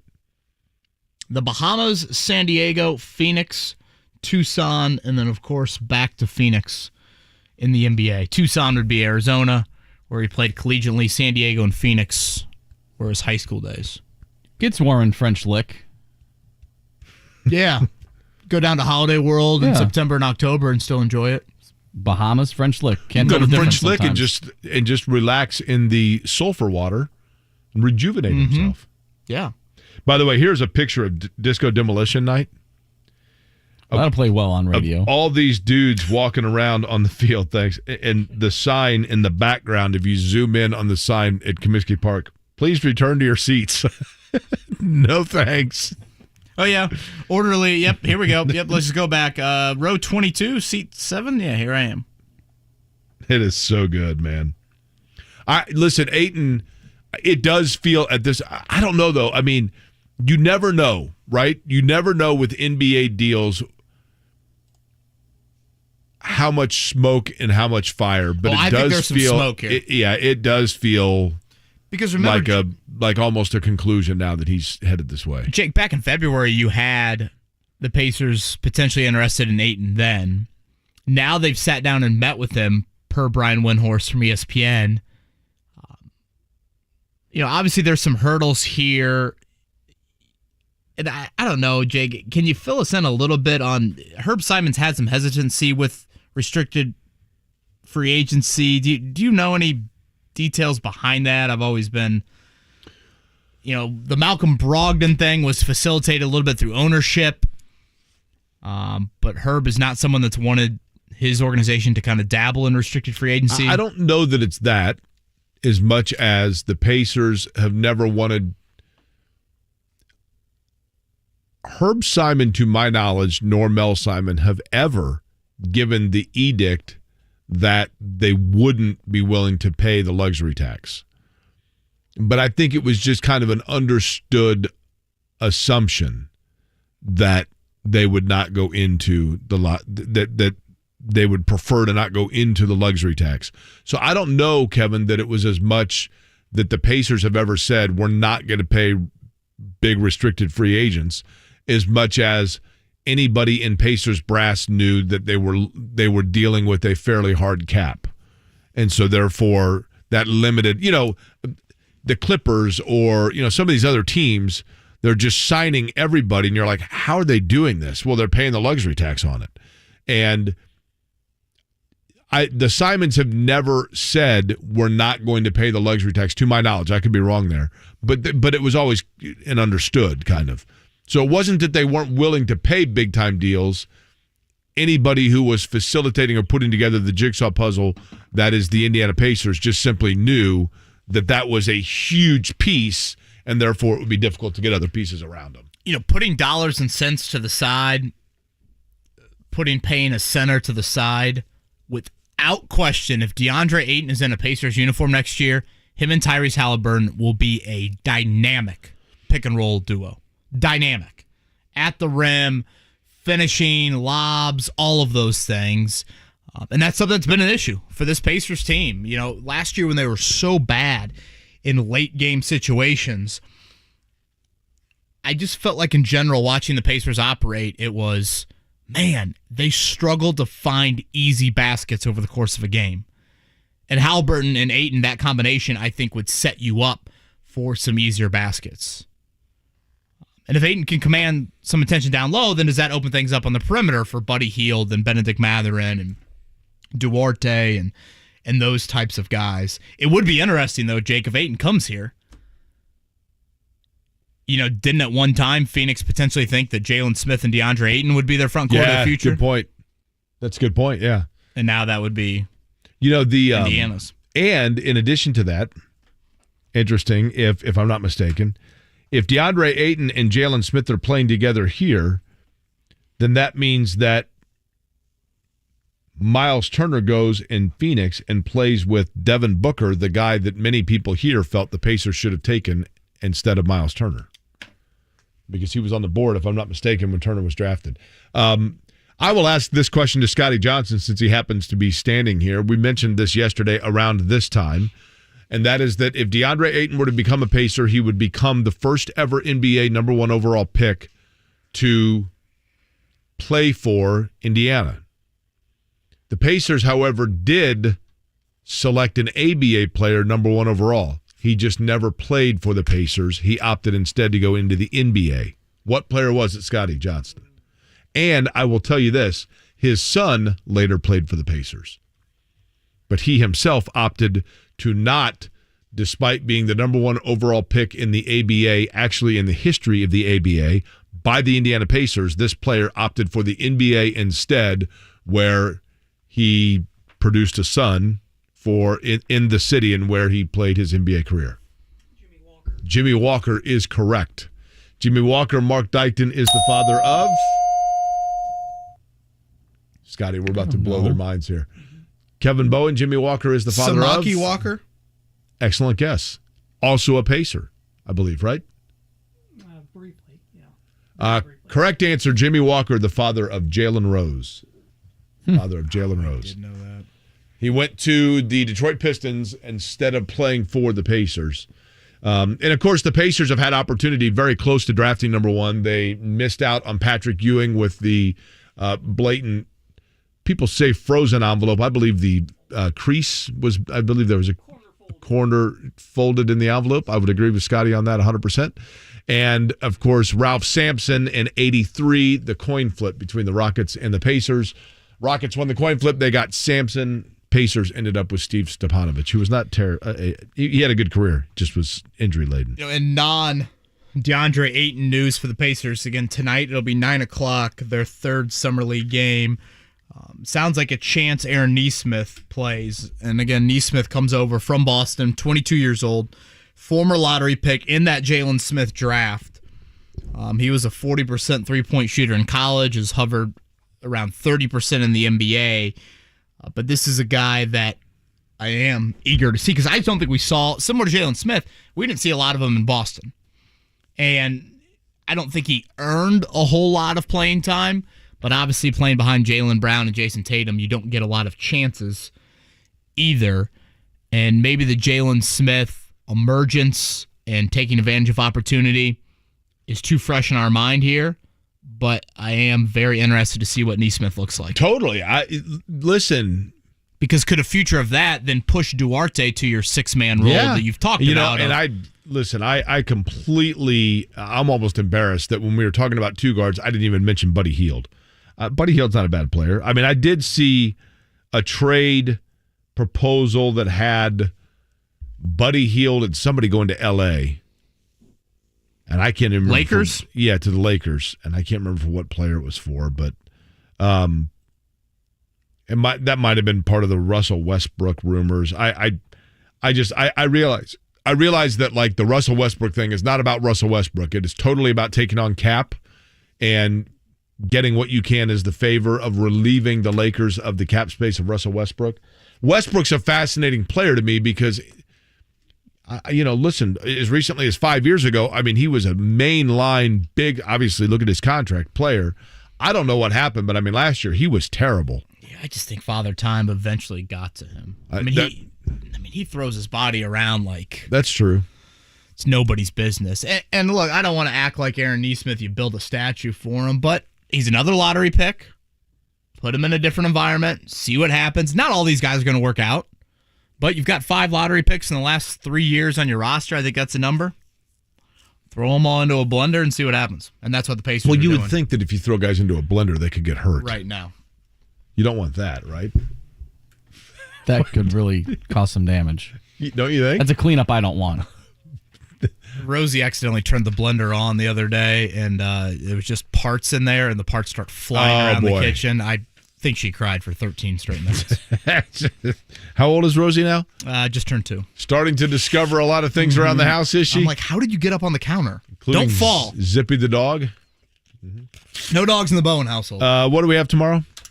Alex Golden for sure. I think we got to talk a little British Open, right? I think we should. It's a home course. You regretting that now? What you're bringing to us? Look at how high We'll the grass have is. to get questions asked by Mark and I during that segment. We'll do that tomorrow. Have a great day. Thanks.